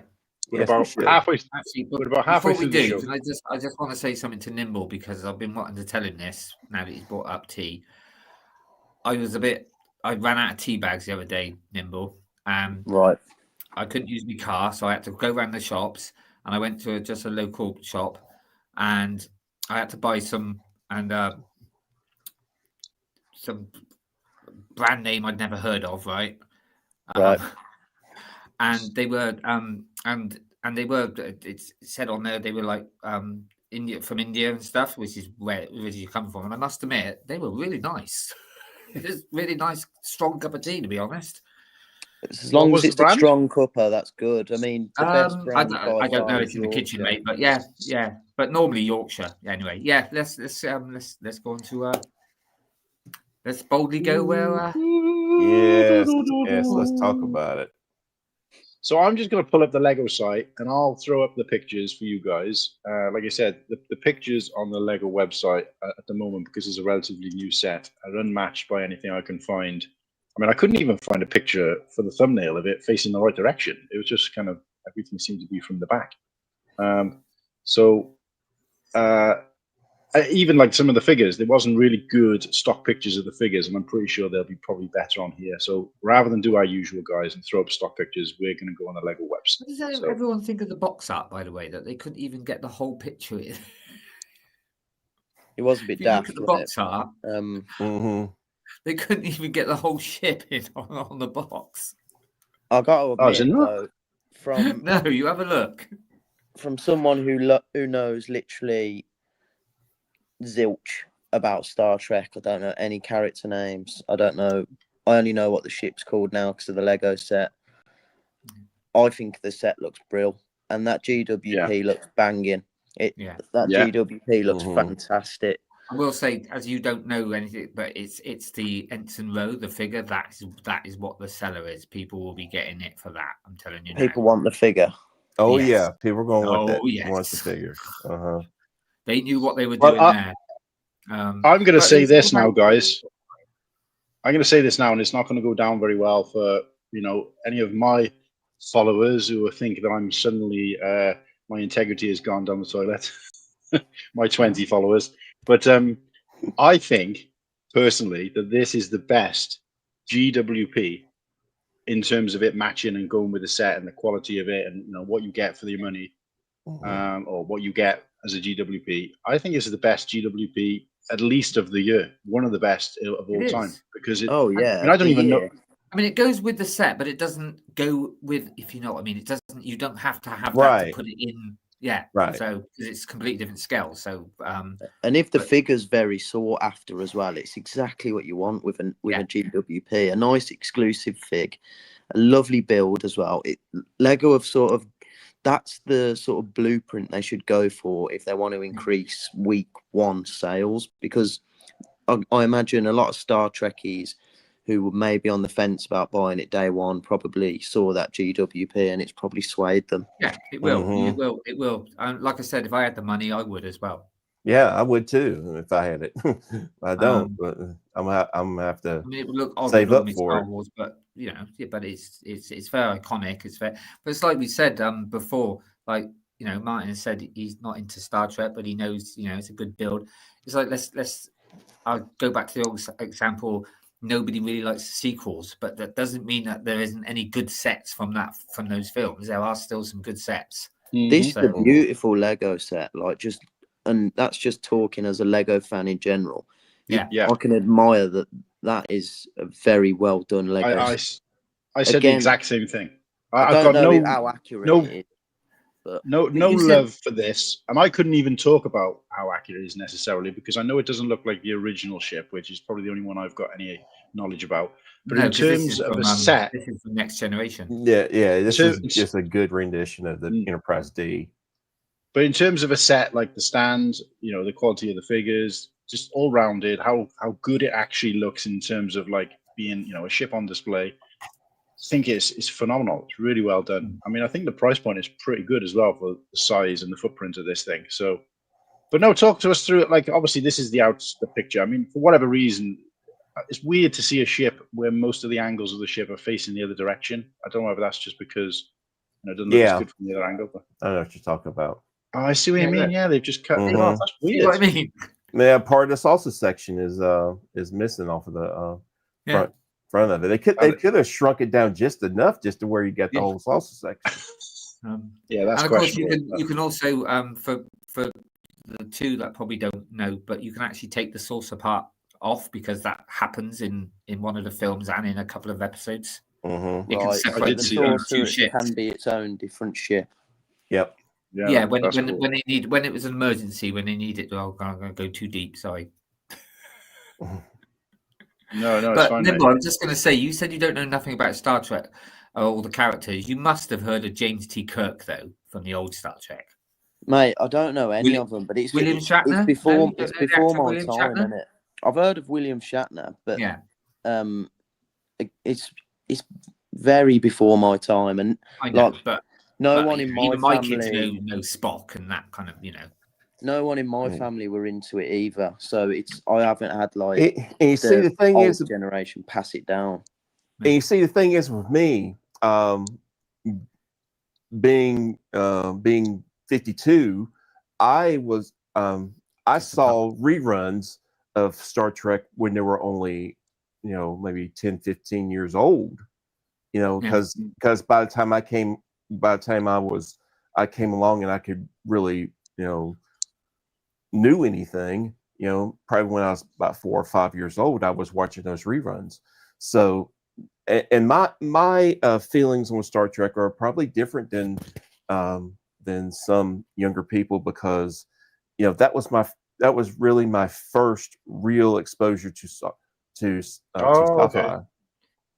And if you I think me and you are very similar, Todd, because I'm 57, so a bit older than you, but yeah. So you know what I'm talking about. That was my exposure. Now don't get me wrong, I love Star Wars. I really do. But I went through a period of many, many years where Star Wars was only in the domain of the movie theater. Mm-hmm. It was not in mass media, like streaming or anything like that. That didn't exist. So, but Star Trek was mostly on the television. Yeah, and you could see that every single week, in one form or another. I saw, you could see the reruns of the original series. I watched all of the Next Generation, Deep Space Nine, Voyager, Enterprise. I mean, you just had it always in front of you. Yeah, it was. Yeah, so you understand where I'm coming from. And then in between that, you had Babylon 5 as well. So I was watching. Yeah, Babylon 5. But yeah, Star Trek, like I said, they've had. I mean, if they actually went down that road, they could do so much because there's so many different series. Like you said, I mean, and there's even other ones like the Enterprise, the original, and I mean, they could. It would be massive. I think one thing that they could do a lot of, I mean, you can do ships, but with this line, I think that you have a lot of room to do a lot of dioramas. I mean, like you can do the bridge of the Enterprise D, the transporter room. You can do engineering. You can do the holodeck and have like change scenes around and stuff. Yeah, I mean, you do that. I mean, but also, like you said about the ships, obviously you've got all like the main, Voyager, Enterprise, all that. But also, then there's all the other ones like the Klingon ships and all the the Romulan ships. The other two are looking at me, shaking their heads. Yeah, it's me. You take the lead. Yeah. I mean, give me a Defiant. That would be Defiant. Oh yes. Oh yeah. But also DS9, you could have like the bar with the Quark. The Quark. There's so many different scenes you could do, and I mean, people are saying, "Oh yeah, it's not that proper." No, it is. It would do, and they'd have such a massive wide range because, like I said, there's God knows how many different series. There's different films. I mean, I was going to say earlier, no offense to the films. I mean, there has been films, but when you can compare them to Star Wars, no. But they were more TV. Star Trek rolled more TV. It's funny you say that because I think the only thing I did ever enjoy, now that I think about it, was the Star Trek movies, and I only saw a few. I think one where they kind of land in like it's in New York or wherever they land, and they just make the ship invisible. Star Trek Voyager Home. That's one of like people's favorites with the wells. Those I remember more, and kind of I remember enjoying more than I would the thing. But so talk us through this because I've got a couple of questions. First of all, like, what is this piece here? I know what it represents. That is a deflector dish. Deflector dish. No, I mean in terms of what Lego piece is it? That's actually a new piece that they've had to do. Is it one piece? Is it? Oh, I thought it's in two pieces, but they had to do the graphics are new on that. Yeah, the graphics are new, but aren't they from Speed Champion? Aren't they like the windscreen from the Speed Champion? I think they are. I think that's what it was. But they've obviously got printed, special prints on them. Yeah, that's good. Yeah, that's good. The other question I've got is this: what is this supposed to represent? Is that like an escape pod or something? That's representing the shuttle bay. Shuttle bay. And is that where like the GWP ships would be? Like that the GWP. Yes, that's supposed to represent one of them. And one of them, if you pull it out, you can pull it out, and then that's the one with the red dot on it. If you pull it out, it separates the ship. That's like the linchpin for the for pulling up or separating the saucer. So these sort of two pieces here represent that GWP. Is it? Is that right? Yeah, that's like a mini scale of the shuttle. That's brilliant. That is when you've got a nod to the GWP in the actual set. That's brilliant. That's what I mean. I really do think they've knocked out of the park with this. I tell you what, this gets me as well because I looked at that and I kind of measured on my desk 60 centimeters. That's really big. That's two rulers. Two long rulers. Yeah, that's how I measure things, mate. The only thing I had a little bit, I was a little leery of is I made mention on one of the land's pages where they posted about this. I saw it wobble a little bit when they were during the presentation. Yeah. But the thing was, it's that bottom. I think it's really coming from that bottom piece. Well, this is what I was just about to ask because this is the question I had. We'll come back to the figures in a sec. Now, in this picture, it shows it, but we know these pictures aren't always accurate, right? True. But my question is this: where's it gone? Oh, I've already passed it. There's a question. So it might answer. Right. So this. Okay. So. Are we to believe then that this is still going to stand on a stand after you've taken this off? Because surely the weight distribution would mean that would just fall backwards. Well, here's the thing. Here's the thing. After I posted that, I actually got a message from someone on the design team at Lego, and they said, I assure you, it's not fragile. Just it's been through a lot of testing. It's not fragile. I said, okay, I'll accept. If you say it is, I accept it. You know. But they did say that it does still stay on the because that is a feat of engineering. Mm-hmm. Is it Bricktastic? I was watching Brick Fanatic, sorry, and and they were saying that it will still stay on the but I see what you mean, Martin. You feel like if it goes, you feel like it's gonna No, all I was going to say is if this does stand up after you've taken that piece off, and I imagine this is quite hefty in weight. I mean, it's probably about half the weight on that piece that comes off in total, right? Mm-hmm. And for that to still stand after you take that off, that is really well designed. Because I don't think a style, I don't think there's a Star Wars set that I can think of that comes apart. But if the weight distribution they've done it, that's really good. I mean, what I've seen is it does, but also it's like what they would have had to have tried to really done, to make sure that happens, or people just wouldn't. I know, but I can't think of an example at the moment, Brian. I know of things where they've visualized it one way, but then when people have got the set, they're like, well, actually, when you do this, it actually falls or whatever. But in the pictures, it didn't demonstrate that, so it was kind of like a little sort of false advertising, if you like. But yeah, so there's that. I wish there was a way. Is there a way of zooming in so we can see these figures? Well, let's go from left to right. Who we got here? Before you start there, boys, I'm going to have to. Sorry to interrupt. I'm going to have to love and leave everybody. All right. You can, mate. It was bedtime for the little one. But Todd, it was fantastic to meet you, mate. Your nice story behind the name Nappy Buffalo, absolutely brilliant. Thank you. Yeah, it's really nice to hear like real meaningful stories behind names, and guys, I will catch you all very soon and live long and prosper. All right. Yeah, and you. Martin. Take care. Before you go on to that, I just want to put this one up here because I didn't know this. It's from Tim. He said, like the Easter egg in the GWP, Warbird is coming most likely. I didn't know there was an Easter egg in it, mate. Yes, that was mentioned that there was an Easter egg. Oh, cool. It was it was a Romulan.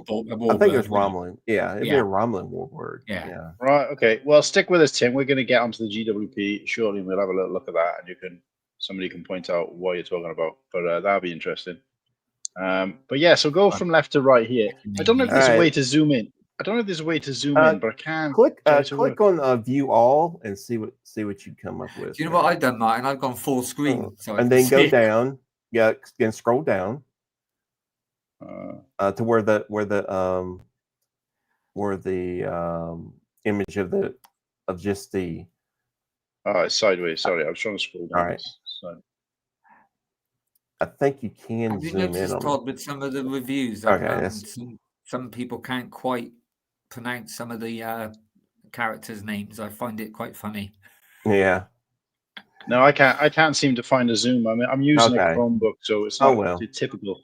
But I mean, that's clear enough. Hopefully, that's good. That's clear enough. It is. I mean, you can easily tell which ones. I'd love to say, but I'll leave it to Todd. He can. All right. Who's the ginger here then? My friend. That is Beverly Crusher. She is the chief medical officer. Next one beside her is Jordy LaForge. He is the chief of engineering. See, now this guy I remember because I remember my sister had like a hairband, one of those bands you put in. Oh, and you used to like Alice band. Mm-hmm.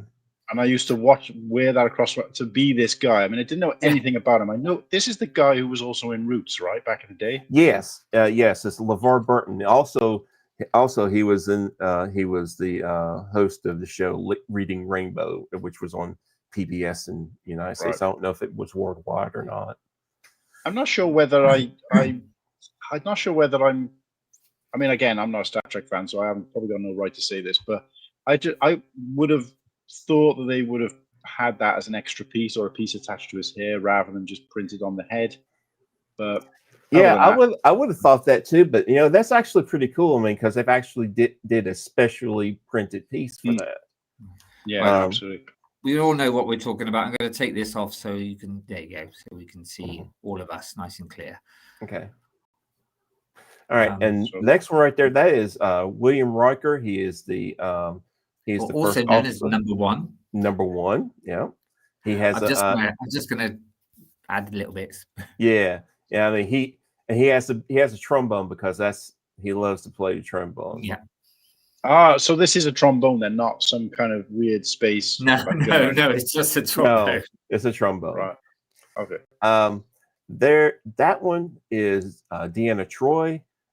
She is the ship's counselor, and she also has history with William Riker. They're on again, off again.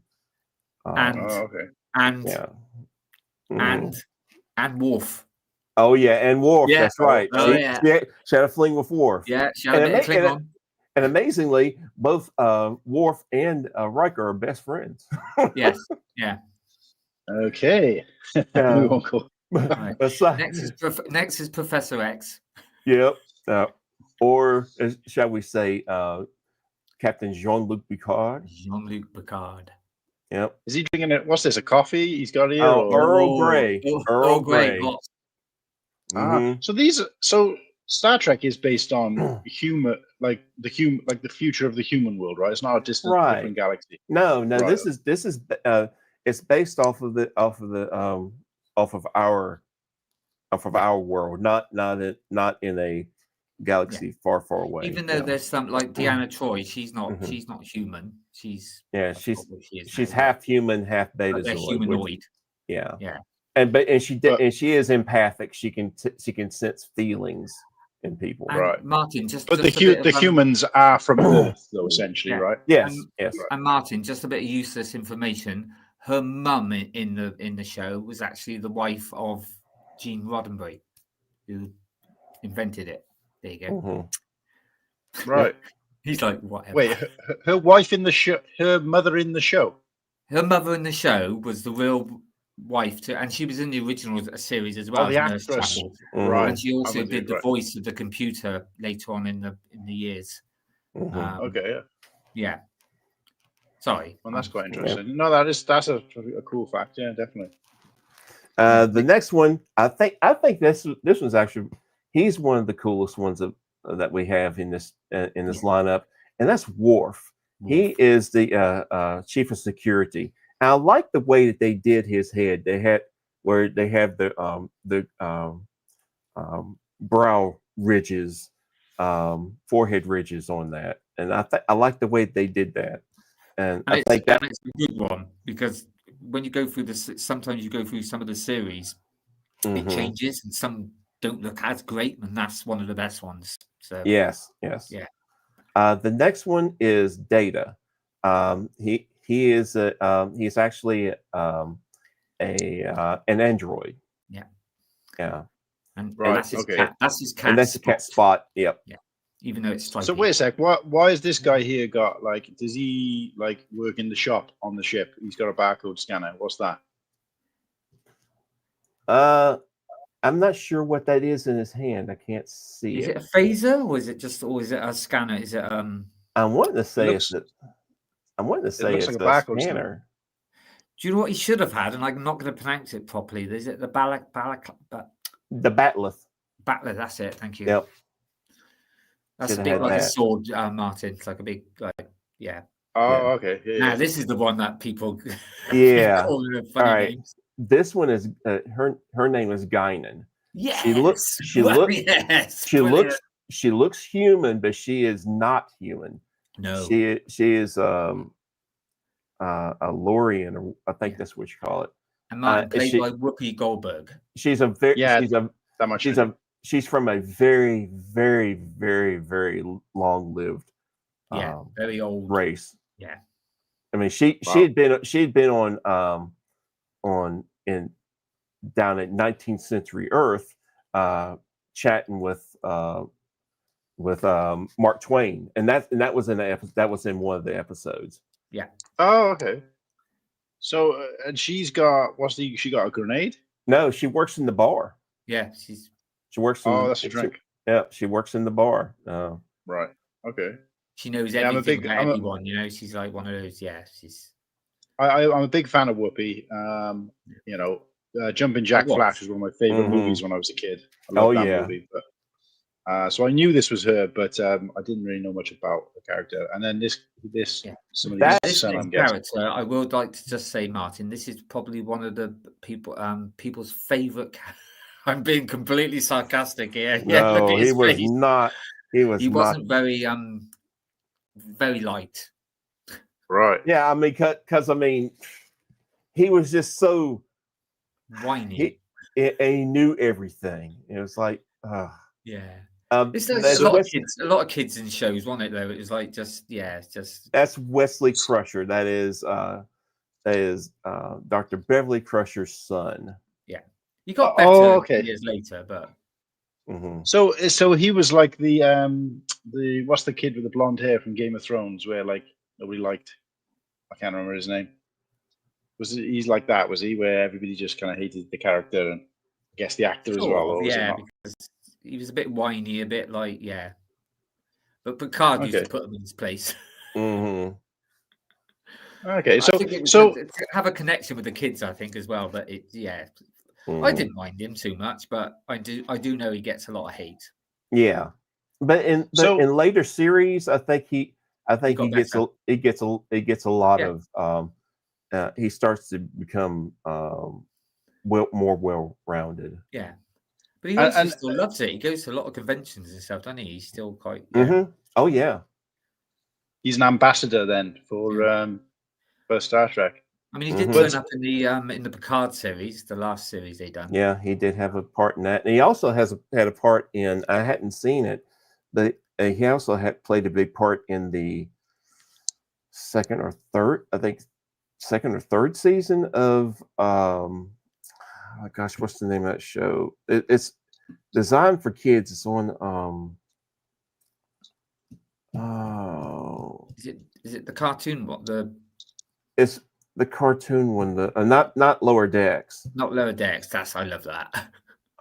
Yeah, Lower Decks is really funny. Prodigy. Yeah, there you go. Yeah, he played a big part in Prodigy. Yes, there's also Janeway as well, didn't she? Yeah. She was big in that. So they brought back a lot of sort of the older characters and yeah. So not 9 figures, I think, is quite generous for this size set. But is there anybody, if we could have had a couple more, is there anybody missing that perhaps should have been here?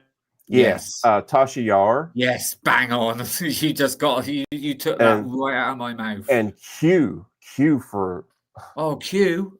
Q should be in there with the little judge's outfit that he for like he was in the first episode. Martin, he's Q. He's played by John Delancey. He pops up quite a lot throughout, and not just Next Generation as well. And he's a kind of like, is it an antagonist? But he's just absolutely brilliant. He's hilarious. He's cocky. He's just he's the kind of bad guy that you love. It's kind of like he just kind of like the toys with Picard mostly. Yeah, that's what it is. He's toying with him because he has so much. His powers go beyond time and space, but he chooses Picard to just kind of. Again, he's very. He's very powerful. He's very but he's sort of a bit more quite jokey, quite.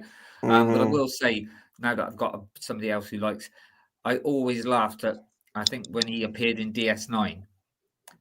And Commander punches him, and he looks at him and goes, "Picard never punched me." Yeah, that's a great line. So, my question is this: is there anybody here that perhaps is there any stinkers here? Is there anybody here that you think, well, probably could have done without that? That didn't really need to be in the top 9 or whatever. No. I don't think there's any one of those that doesn't need to be in there. No, in my opinion. Even though, like I said, Wesley was not very popular, but he was there. He was in it quite. So he does need. But Tasha Yar should have been in it. I know she's not. But I mean, to be honest with you, if I had to, now that you've mentioned it, if you said to me, I had to remove one and put someone else in, I would get rid of Guinan and put Q in but that's just me. Yeah. Oh, I don't know. Have Guardian and Q in the same lineup. Yeah. But you couldn't get rid of Data, or you just couldn't get rid of any of the others, really. So my next question is the fact that there's no bad guys in this suggests to me that there's a good chance. And I know that in the past Lego have bought up franchises or IPs and then released one set and then you never see anything else ever again. And there's obviously a strong chance of that happening still, regardless of how successful this is, because we never really know what goes on behind closed doors. But I think the fact that they didn't put any kind of bad guys in this, and I know they don't spend a lot of time fighting other people. It's more about the community on the ship, from what I can gather. But do you think that is that saying to you what it's saying to me, which is there's a good chance now we're going to get an enemy ship to kind of go up against I would this? think so, yeah. Right. I really now they've got the rights to Star Trek, right? If they don't make it a theme, they would be a fool. They would make But they have done that before. I know they have, but with Star Trek, it would be because the amount of things. I mean, straight away you say bad guys. I bet you the first thing that Todd's thinking of is the Borg.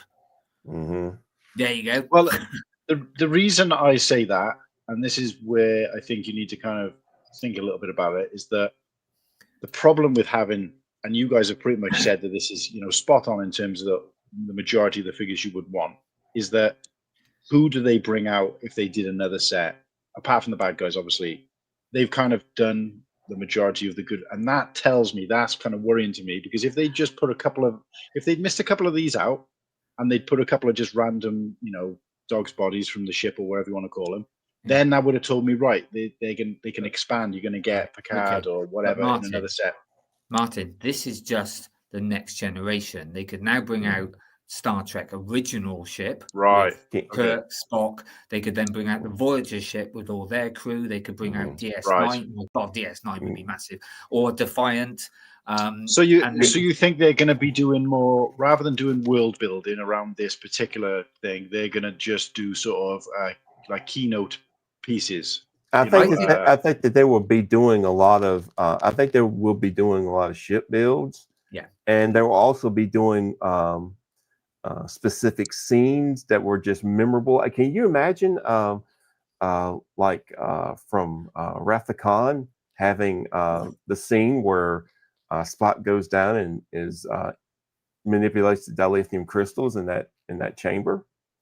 Yes. That would be one, and or a scene that shows Spock's funeral. That would be. Yeah, or the one scene I probably know is where Captain Kirk is fighting some green lizard on a rock or something. Oh yeah, the Gorn. That's a very iconic. Yeah. Yes. That's a very iconic scene. The bloke in a plastic suit. So you think they might just do? Because I was just concerned that this version of the Enterprise exists in most of these shows, and would it look different enough for people to want another one with the crew of the other version? If that makes sense. I have seen a lot of comments say, "Where's the original? We'd like to see the original ship. We want to see the original Enterprise." I think the original would sell even better than this. Oh, it would sell tremendously. I mean, you got Spock, you got Bones, you got Scotty, you got Blimey. You just like I said, mate. Like I said, Martin, Star Trek is Star Wars is big, but Star Trek, if you think about it, is massive, because you've got you could do so much with just the next generation, and then you're not even touching the original. Like I said, Voyager, stuff like that, the original Enterprise. Well, I read somewhere that the reason they didn't do the original one is because the original version of the ship, now I'm just looking at the ship here with this guy looking at it, the original version of the ship is a lot sort of thinner in some of these back areas. I think they could do it now. I think they could nowadays with the pieces that they got. They could definitely do it. Oh yeah, I think they could do it. Yeah, I'm sure there are versions out there. I'm sure if you look, there's people probably done mocks of it and stuff. But again, even if you did another next generation set, like I said, it went for 7 years. I think most seasons or a couple of seasons they changed their uniforms anyway. So you could have, and especially the originals, because originals and the later one they had like sort of Admiral suits and just all red and just. If we look at the minifigures on that, the minifigures are really. I mean, they got good arm printing, lots of really good printing on them. Yeah, unique printing that's not found any other. and nobody set. has to moan about the legs because they just wear plain. That was going to be my next question.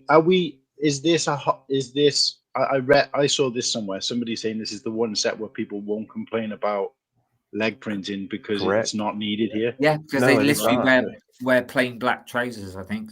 And black boots. So I mean, you don't have to worry about leg printing on that. But I'm glad to see the printing that they did and the detail that they did on the heads and the torsos. Now, I can't see close enough, but I don't know, and I'm sure if they don't do that and they get that wrong, people will moan. But they make sure they get the right pips on there. But I can't see close enough. If they that would be they. It's a bit like when Admiral Thrawn had the wrong, and everyone moaned about it. I like the fact that everybody comes with an accessory. Yeah, of some kind. That's cool. I think the figures are really good. I really do. It's like this, I mean, I have heard a few, with the cars going like, oh, he just looks like, but it's the same actor, so that's what he looks like. Mm-hmm. No, it's a cracking looking set, and even the box is pretty good. I think this whole sort of black box art with a bit of a shimmer behind works for this because you only ever really does, you only ever see it going through space. I mean, even in Star Wars, it doesn't work as well because there was always a planet or a scenery or something. But with this, the iconic scene is this kind of shooting off into space or whatever it is, warp drive or whatever they call it. So that that box art works well for this. I can see light kits being very, very good on this. Ooh, yeah. I like the way they shaped it, the way, and like I said, if Lego, wants to make more money, then they would be a fool not to go down this road and do. How many of these are we going to see at Brickworld mine with a full light kit attached? Do you think? Ooh. For the World of Lights. Oh, God, I wish I had 350 quid. Yeah, I mean, of course, at the moment, if you get this, you get the GWP and you get that classic animation scene as well. So if I've already got one of those. Guys, no, but I'm saying again, I think Nimble mentioned earlier that if you're lucky and you can get like 2 GWPs, especially if it's a good one, not just a bag of mixed pieces or whatever they give out. So let's have a look at this GWP then. Unless you guys got any sort of other thoughts on that. Nah, no,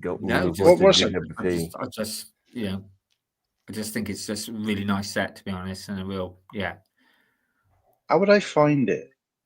I need to run to the bathroom again. I have to take water pills so they keep regulate the. No, you go ahead, mate. No problem. There you are. Learn more.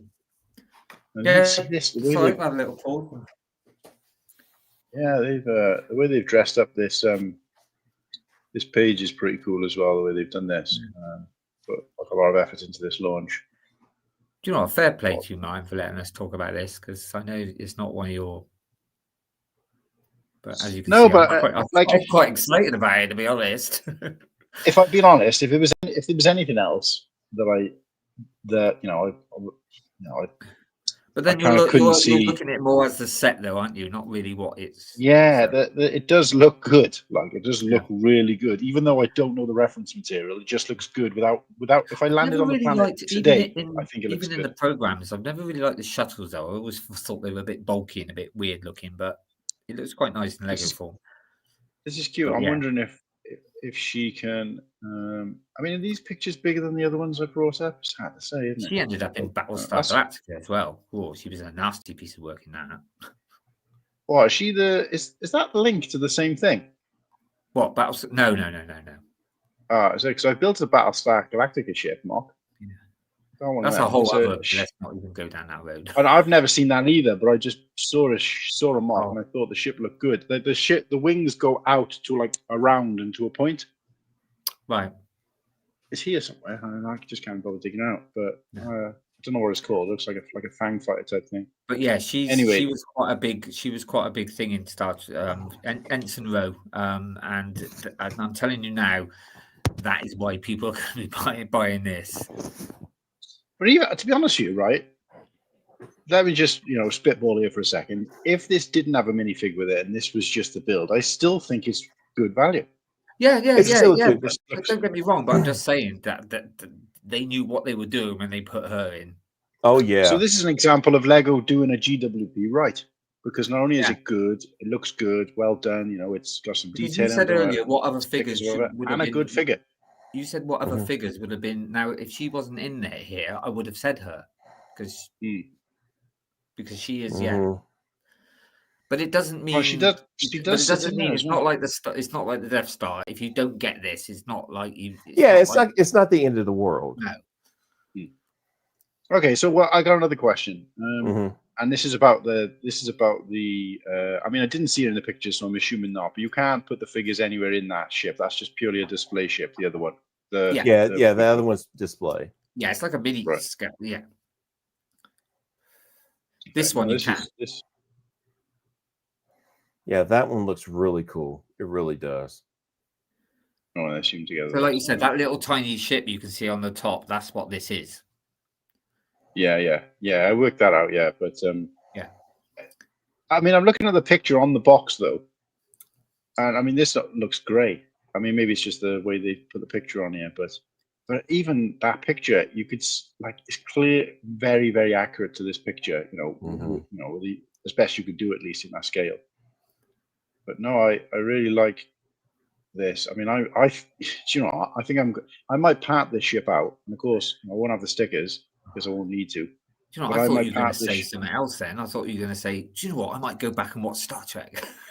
No. I mean, I haven't got time for any of that.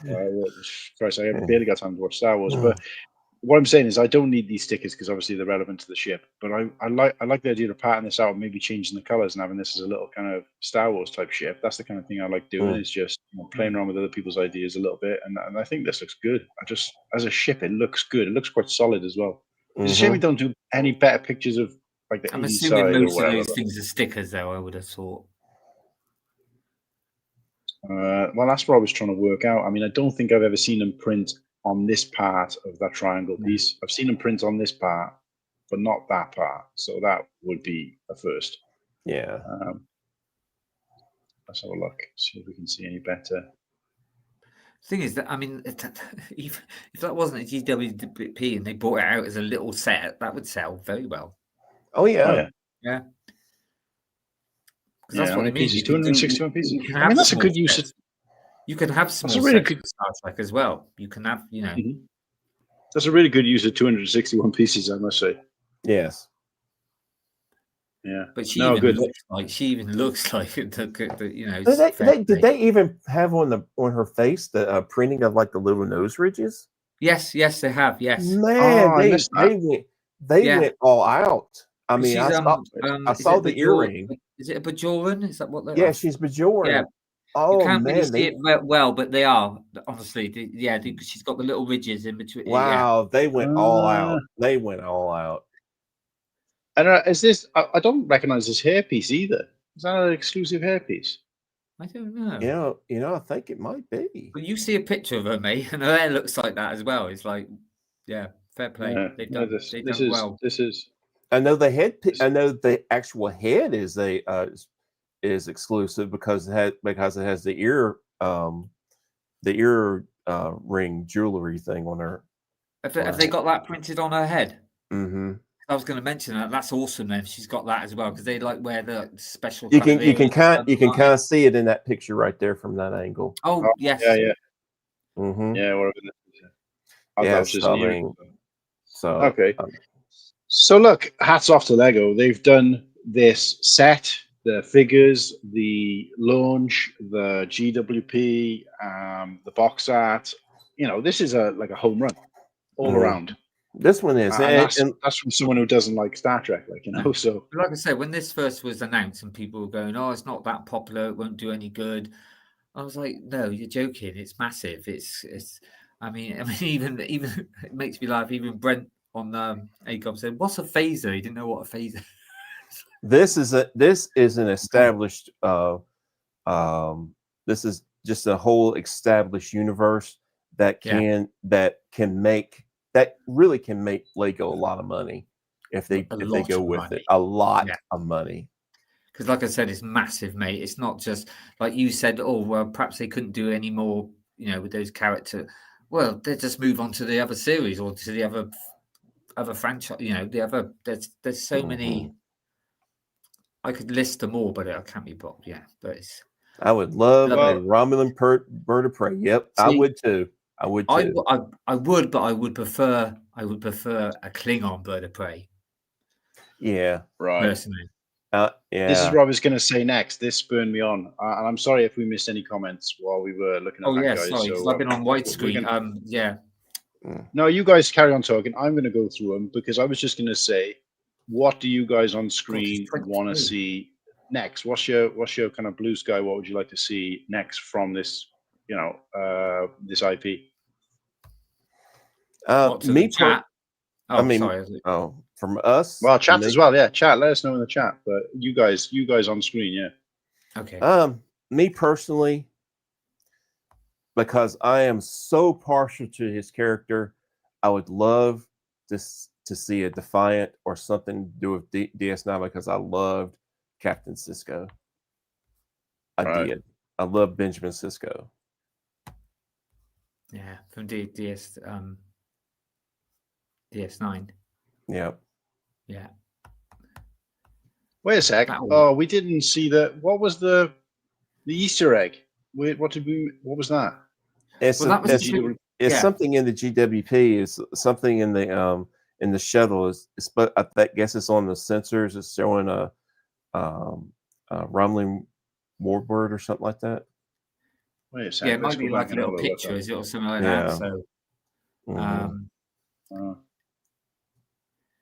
someone have a look. Let's have a look. Yeah. Oh, I can. Oh, yeah, I can see something just about on that screen, but it's not. Yeah. I don't think any of these are the pictures. I agree with what Todd said, but I mean, being just a bit obvious, I just think, the next would the original Star Trek, with the crew or something with the original crew. I think that was so faster than the DS9 one. That would go make everything go crazy. Sorry, Paddy's. Oh, it's gone. Where was that? What? Oh. Yeah, no, Paddy said, and the voice of the. Remember, I was telling you about the,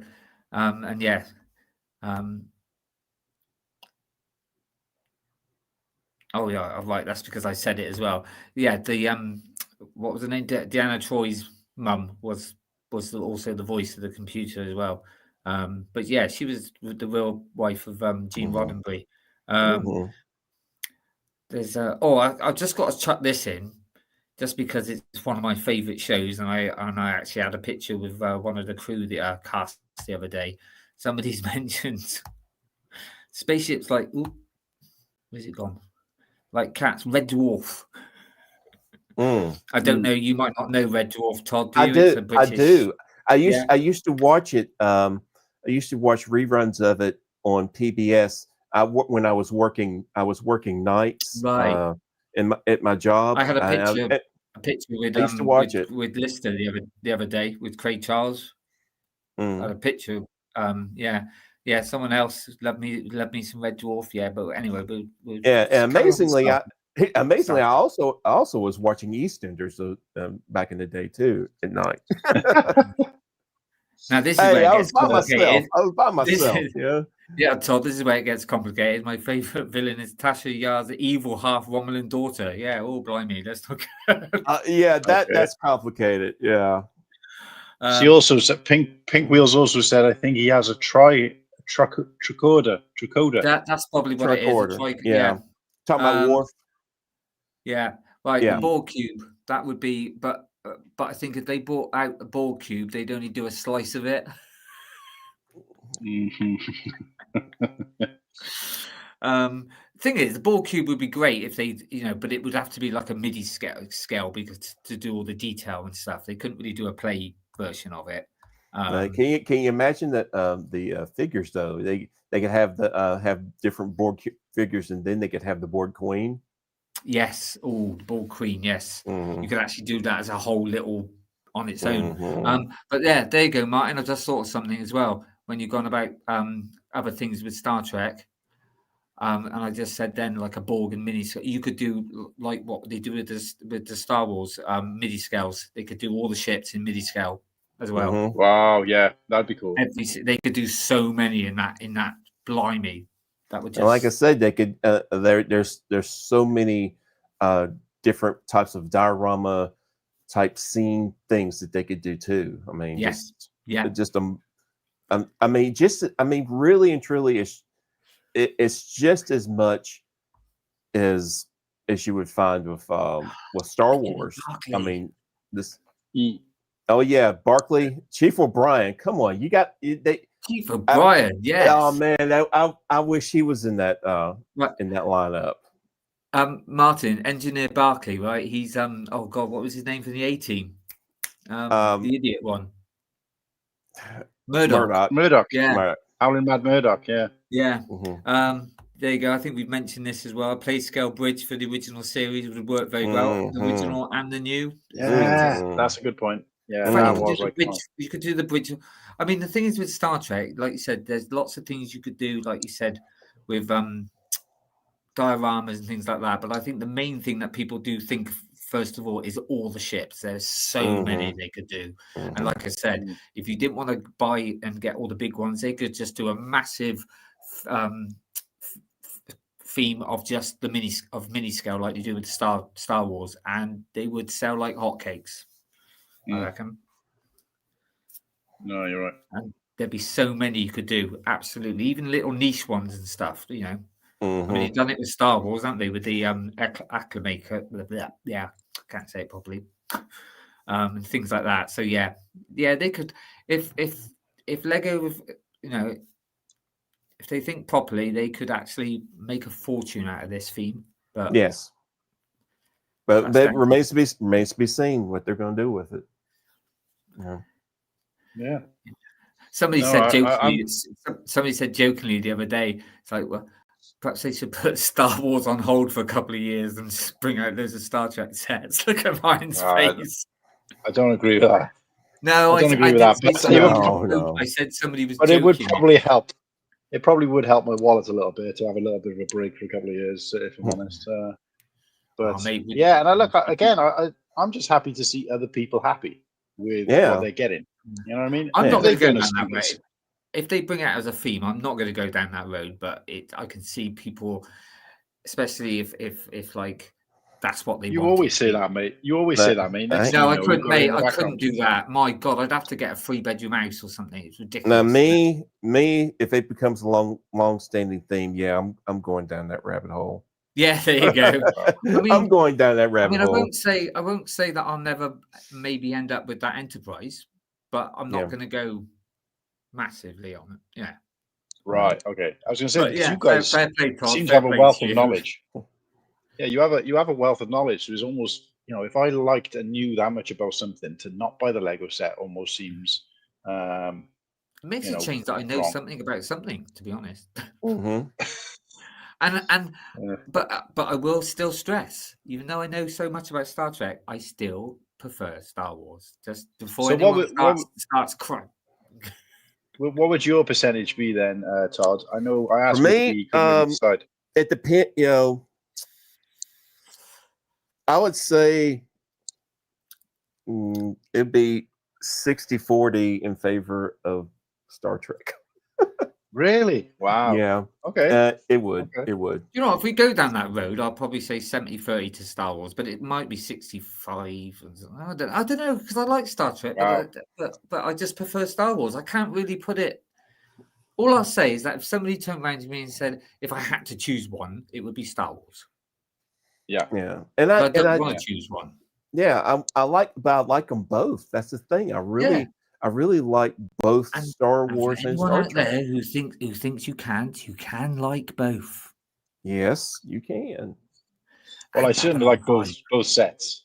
I'll tell you that much. Because so far, Star Trek sets are 100% good in my eyes. Whereas Star Wars will never be that, because there's at least one terrible set. So So they're doing well so far. Yeah, but I think they've started off. They have started off with a belter. They have started off with a, like I said, a lot of people, would want to see the original one as well, and it probably will sell better. Yeah, it will. I think with what they're looking at as well, and the it's the longevity of it. Next generation people still know that quite more. Connect to it better. Yeah, because it was I remember when it first came out, and you had to rent it out in the video shop to watch them before they come on the telly. Wow! Even though it was never in the cinema. The Next Generation, yeah. Wow, that's unusual. Wow, that's unusual. And then they came out on BBC Two. So guys, let us know in the chat. What is your percentage split, Star Wars to Star Trek? I mean, I know there's a few people out there who don't like Star Wars at all, so it'll be easy for you guys. But let us know. And I can't remember. Let's bang these GWPs out before. That's why I've got this T-shirt on tonight. See, look, I got this. I think it's Star Wars. There's Star Trek. Yep. 1969 rocket, the shuttle. Doctor Who. Doctor Who, yeah. Oh, that's a nice shirt. I like that. Is that Doctor Who at the top and the bottom? Yeah, because it's infinity. It's supposed to be because his time in it. He can. That is nice. Yeah. Todd, another theme I'm not allowed to talk about normally. Yeah, well, I'm from Wales as well, where Doctor Who is kind of basically lives, but I still can't get into it. I don't know a whole lot about the Doctor Who mythos, but I did watch it some, and what I did watch, I did like. So I can say that. Are you? We'll keep this very short. All right, Martin, don't worry. Was it like sort of the old Doctors, or was it the new? Was it like 70s, 80s? It was more like the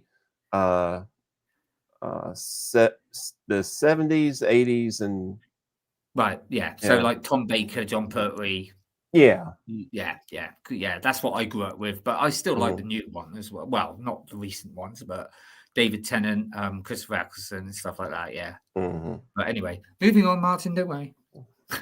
No, just shouted to Pink Wheel saying 30-70, and considering like she seemed to have a wealth of knowledge just in the couple of comments that she put out. I just don't think I can take it. That's what I said originally, but I thought, well, no, because I still like Star Trek.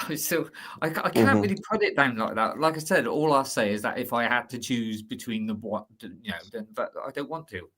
I like most. I watch most science fiction. I just like. Yeah, I love science fiction too. Some of my favorites are The Expanse. Is one of my favorites.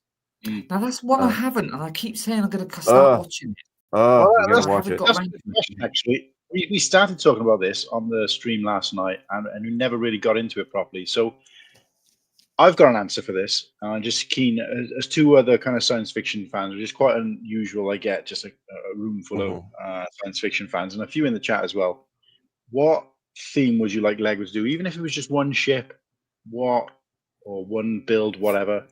What science fiction theme would you like Lego to do? Again, even if it was a one-off. And I'll tell you mine.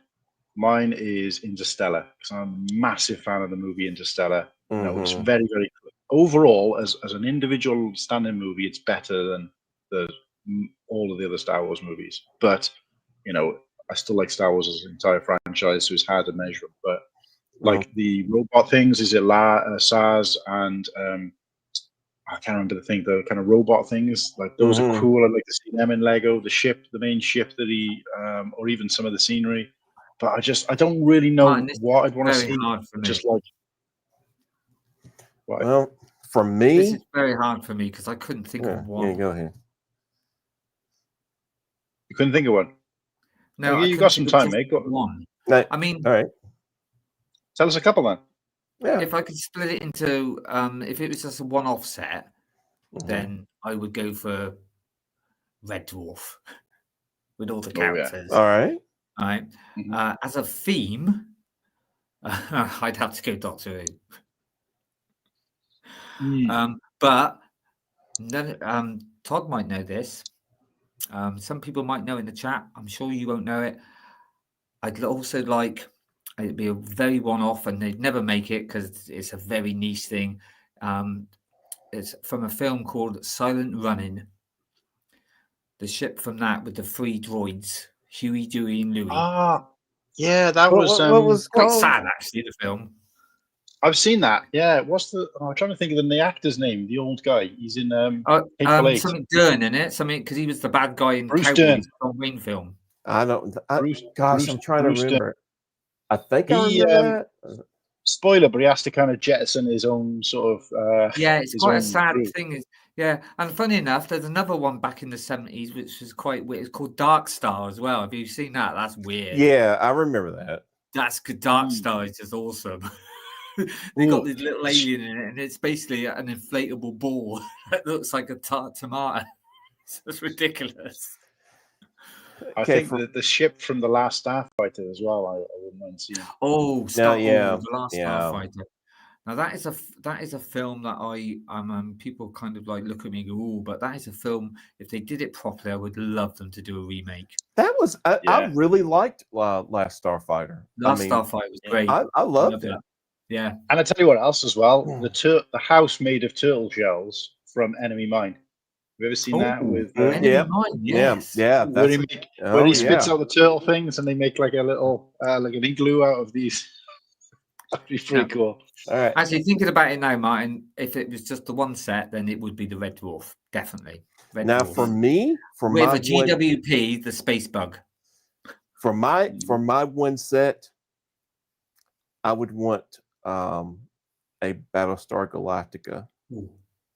Oh, okay. And, just the ship. If it's just a one-off, a ship, and GWP be one of their one of the fighter ships. Yeah. Wait. So I'm gonna try and dig out. Give me a sec, guys. You carry on. If you did the Battlestar, would it be sort of a midi scale? Because if not, it'd be huge. Midi scale. Definitely midi scale. It would still be. It would be still the size of, say, like the Super Star Destroyer or the Venator or something like that, wouldn't it? Yeah. Yeah. But that was to me. Well, to me, I liked the one that was in the 70s because I was little. I was little when that came out. But the one that came out in the 2000s, man, I loved it. I loved it. That was wild. Yeah, I loved it. And I know there was a few things about Bucky, being, I quite fancied that. Smart Buck. I mean, there were some people that said some stuff. I didn't care. I have to admit, though, when I was a kid, and there was always this thing about Star Wars and Star Trek, but I must admit, a lot of us, the Star Wars fans, absolutely ripped into the original Battlestar. We all thought it was just absolutely like a poor man's Star Wars. Yeah. I mean, it was okay. I mean, it was riding on the coattails of. I look back at it now and quite enjoy it. It's fun, but back then it was like, yeah. That whole thing about about Starbuck being a woman, that didn't bother me. I didn't, and also Boomer as well I didn't know. Yeah, Boomer was a black guy. Yeah, and then it was an Asian woman. Yeah, which but it's to me it was still good. It was still great. That was back in so I was like, I don't know what.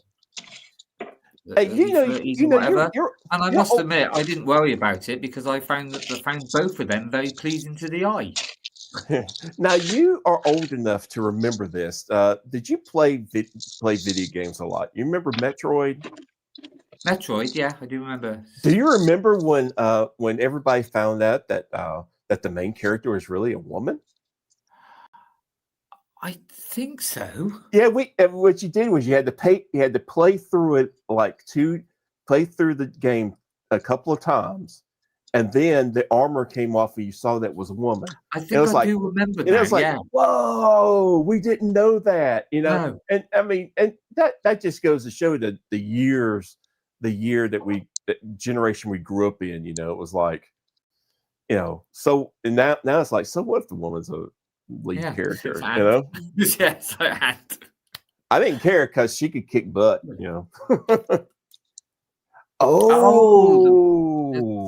Oh, nice. So this actually got a stand as well, which so it comes off the stand. I'm shocked. I am shocked that you've got that. I am shocked. But part of the stand is missing, but it actually when it's on the stand properly.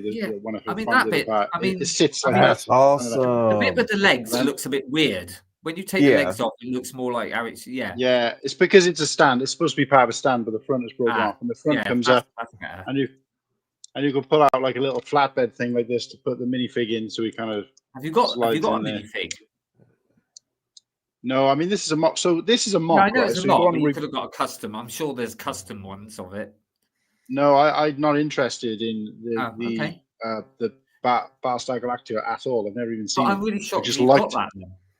Yeah, but this is what I'm trying to say is that I only made this because I liked the look of the ship more than the ship that I made it out of. So this was made out. That's the style from the 2000s. Yeah. So this was made out of the TIE Fighter. You know the one that came out around about 2000. A kind of a very very small downscaled version of a TIE Fighter that came out a couple of years back. Anyway, this is made from that. 3 instructions, I believe, on rebrickable. So I was just like, I like the look of this, even though I don't really know anything about it. I look at the look of this more than I like the look of that TIE Fighter. Is it from this? So I went on, built it. Yeah, it's built out of that. Oh, I've got to make that then. I've got to make that. That's amazing. Rebrickable. So onto rebrickable, and of course you can make the stand as well. Of course, mine's there's supposed to be another piece to this, and it stands, and it kind of you can actually tilt it as well. The stand is designed. The stand is designed to actually tilt, so you can tilt it in different directions and have it on display. Really good. One of the best rebrickable. I'll do what I did last time, Martin. I'll do it, and I'll go, oh look what I made, and you'll go, oh I've already done that ages ago. Yeah, well, it's quite interesting actually. That brings me back to something I was going to mention when based on a video that Todd made. That probably one of the ones. Obviously, some of the stuff he says quite emotionally charged and all the rest of it, but one in particular that really kind of spoke to me in terms of me connecting with the same message is that how I can't remember exactly what you're talking about, but you're basically saying that you're going to stop trying to overthink how you do your content and the detail and just kind of, and that's something that I've struggled with, and I've been on Instagram or YouTube for a couple of years now, and I like that has been sat in my drawer. I made it, and I know that if I was to share just a video of just this, me going, look at this, guys, check it out, or even just some photos without me even included, I know that people would love to see that, and that would, help with the channel or whatever. But essentially, it'd be something I'd love to share. I'm so critical of what it looks like and how will I do the video, how would I shoot it. I'm not very good at photography and getting the right angle. And a couple of times I've taken pictures of this and I've started posting them, and then I'm just like, no, I don't like the pictures, I'm not comfortable with it, I'll scrap it and don't bother. And that's something and when I listened to that video where you said that, it kind of inspired me a little bit to be like, you know what, stop worrying about what it might look like and over editing, because I am like kind of a huge attention to detail person with a lot of things, not everything, but with a lot of things. And I always just overthink things. And like yesterday, for example, I showed this off on the stream, and I know lots of people have made this, so it's not like a new thing. But the face hugger, from the bunny. I filmed a video. It's made from the bunny, isn't it? Yeah, and I made it. I made it like a silly little video of it, like jumping up onto my face and just showing it off. And I just never did anything with it because I'm just like, I just don't know how to do it. How was the best way to sort of promote this? And I thought you were going to send me the link for that because the little lad I work with's got that, and I want to turn it into that. I want to turn it. Yeah, I've been thinking about getting the bunny just for that face hugger. Because Todd, you mentioned 3-in-1 creator sets earlier near the beginning. I work with a lad. I know. Let me show you this. I got this lad. Oh, that's one next big one right there. And that's what he loves. Yeah. He loves all the animals. So I build it for him because he's in a wheelchair, but he loves all the creator sets. And sometimes I've had to end up buying like more than one because he wants, for example, the giraffe. He loves the giraffe, and he wants the lion as well. Unfortunately, that's now retired, but I'm going to try and get him another. But yeah, sometimes he wants. I mean, we got him the beautiful horse the other week. Mm-hmm. I absolutely loved that. But then I turned it into the bear, and now I know the bear looks awesome. So now he wants the horse. So we might have to try and get a cheaper, trying to get because he doesn't like play with them. He likes to look at them. So all the 3-in-1 sets. I mean, the next one we are going to get is the fox for him but the thing is with the fox, even myself, I'd be like, ooh, but the squirrel looks good and the owl looks good in that set. All three look really good. Lego are clever. I've mentioned this before, and I'm sure. I'm just wondering. Say if you bought, say for example, the horse, and you bought 3 sets, so you could make all 3 characters, all the spare pieces from the bear and all the spare pieces from the deer. Surely there's somewhere you can make something else. You could put them together and make another animal. Mm-hmm. I'm sure there'd be someone on the website somewhere. Pink Wheel 3 says that the Rocinante. Yes, the Rocinante would be a good ship to make. Yes, I was going to ask. I'm not too sure what that one is. That is from The Expanse. Oh, so would you recommend me to watch The Expanse? Absolutely, 100%. Right, that's on my list then. That's on my 100%. I mean, it's. I take it's finished now, yeah. Yeah, currently. Does it have a proper ending? It's an okay ending. It's okay. Sometimes but you're left wanting a little more. But yeah, all in all, that's the one with Thomas Jane. Good. Saying that, I just thought of something. Firefly. That'd be look at this, Firefly. That'd be a nice ship.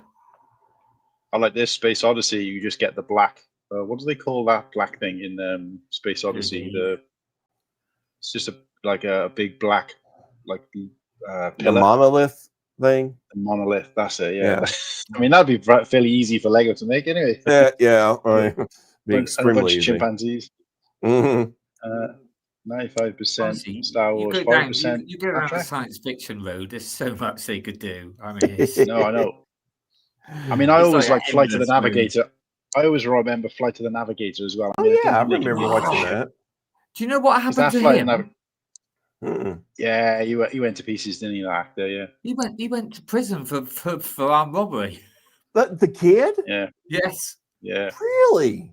There's a documentary about him, actually. There's a documentary about him. Wow. And he was really kind of, I mean, it's easy to blame other people after the fact, but apparently he was really kind of mistreated and stuff after that movie or surrounding that movie.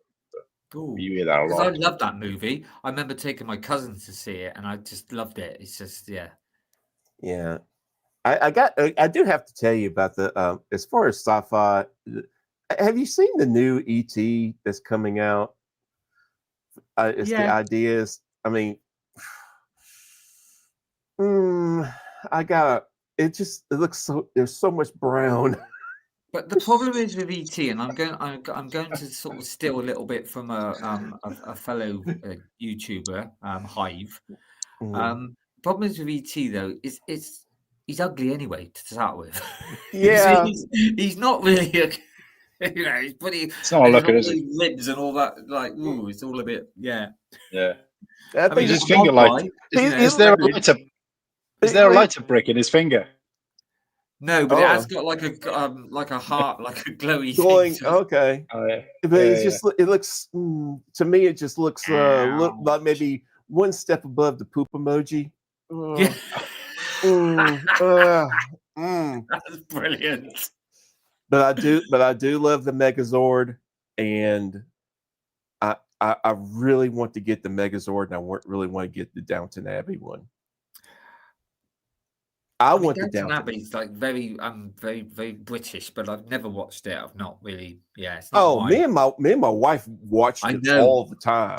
I know a lot. I don't think any British people watch Downton Abbey. The only time I ever hear it is when American people are talking about it. They brought out 2 movies now as well. Mm-hmm. Blimey, it's like me and her watched it all. Oh my god, hold on! What a classic film! Earth Girls Are Easy. Oh dear. I think that's one of the first films that Jim Carrey was in. I think he was one of the aliens. Guys, we gotta play these super chats because I think now we've had Liam, we've had is Muggsy Lad been in the chat? Sorry, Beards is there now. Morning, Bearded. Look, coming along, mate. I'll be just like you soon. Have we had Muggsy Lad in the chat tonight? Do you know? I think I did see him earlier. Hold on, let me just scroll up. God, there's so many now. Well, you do that while I play these, right? Muttley, Liam, Pink. G'day. Want a cold one? Who the hell are you? Call me Nugget. I've been looking for Walter Riley. Haven't seen him around, have you? You should have bought a gun instead of a beer, mate. Nah, I don't need a gun. I've got a donk. You've got a what? Donk. I know that probably doesn't mean anything to you, Todd, I've seen that, and I can't remember where I saw it. I remember that scene. That's from Crocodile Dundee. Yes. Yes. So a while back, we got two guys who tune in all over Australia. Bear in mind, it's like 4 o'clock in the morning, something like that when the show is, or early hours of the morning when the show starts, and they tune in fairness, most weeks, or pop in at least. We did a show dedicated just to them. So we did an earlier time frame and had them on as our guests because they're quite well known in the community. So shout out to Liam and Bearded. But I just thought beforehand, because we called it the Aussie Invasion Show, and we had them guys on, and I put that super chat together for them. Each of them representing one of those characters, because Beard has got a bit of a reputation already. Nobody's met him in person as being a bit of a donk. So a bit of a lump like. So so there's that one, and then this one goes out to another good friend of ours, Muttley, fan of the show and follower since day one, but has got a penchant for buying far too many copies of a battle pack. And to put it into perspective, I think he said the other day, he'll check me if I'm wrong, Muttley, but I think he said he's got in total 2,100 Star Wars sets. And then when I said how many of them are the individual sets, as in different sets, he said he's got like 500. So basically, 3/4 of what he owns, or more than 3/4 of what he owns, are repeats of the same set. Because he buys like 20, 30, 40, 50 of a battle pack, for example. Wow. So this is for you, Muttley. you thought Saul makes 10. 10 ought to do it, don't you think? You think we need one more? You think we need one more? All right, we'll get one more. That's my favorite though, because of what it means as well. It's brilliant. Yeah, and I don't know if I'll just get one more. I don't know whether Muggsy was in the chat, but just in case, we'll throw this. Muttley has been, but I couldn't see Muggsy. I did look, but we'll play it anyway. Yeah, play it anyway. I need your help. I can't tell you what it is. You can never ask me about it later, and we're gonna hurt some people. Whose car are we gonna take? That should speak for itself. He's ride or die. But there you go. Yeah. So there, and I have been meaning to make a few more because I always said we'll do these super chats at least until we're monetized, just to kind of show respect for some of the people who followed the channel since day one. But they're even though they're very, very low quality, and looking at that, you can think to yourself, how come you let that go out when you're so finicky about detail? But it's because my passion for trying to do one of those for our viewers overrides the need for it to be like hyper well done. But they do also take a long time, even at that poor quality. So you'd be surprised at how long. Well, people who don't do a lot of content creation, there's a lot that goes into the editing process. Mm-hmm. I never knew that there was so much into the editing process until I started really getting into it. So I understand what you're saying. That's why all my videos, all my shorts that I go out are non-edited. They're just raw. Yeah. Well, like, even then, though, you still gotta, attach a bit of music and make sure the volume's right. There's always a little bit to do. It's not just press play. So yeah. of course, I've been picked up about that, about my music being a bit loud, Martin. Yeah. But that was me trying to offer to show you how. Did you know how to do it? Yeah, because a lot of people don't know that. I thought, oh, perhaps it wasn't quite low enough, so I do try to get it even lower now. So, but look, the stream, we're coming up to the 3-hour mark, which is usually when we kind of close things off. So, I could chat to Todd all night. Yeah. Honestly, well, I was going to say, the next time he comes, if he ever comes back to the show, which I'd like to think he will one day. Oh yeah, I would love to. Oh please, it's nice to have. I mean, all the guests are lovely, but like you just seem to be on my level, and it's just We're close to the same age, though. Yeah, that is true. So, but I think next time we see him, I think considering he's relatively new to sort of Lego collecting, I think next time we might see a lot more Lego sets kind of in the background, and probably will. I mean, most of my Lego sets are on one shelf that's right beside of me right now. Well, one shelf, and then I have 3 floating shelves. Just to show you, there's a few of mine just up there. Yeah, mine are right over here. Martin started with just a kind of cabinet unit with them on. Now he's expanded to every shelf, every space that he can fit one. Yeah, so it is a. I started with someone buying me a set to cheer me up, and there it goes. Yeah, absolutely.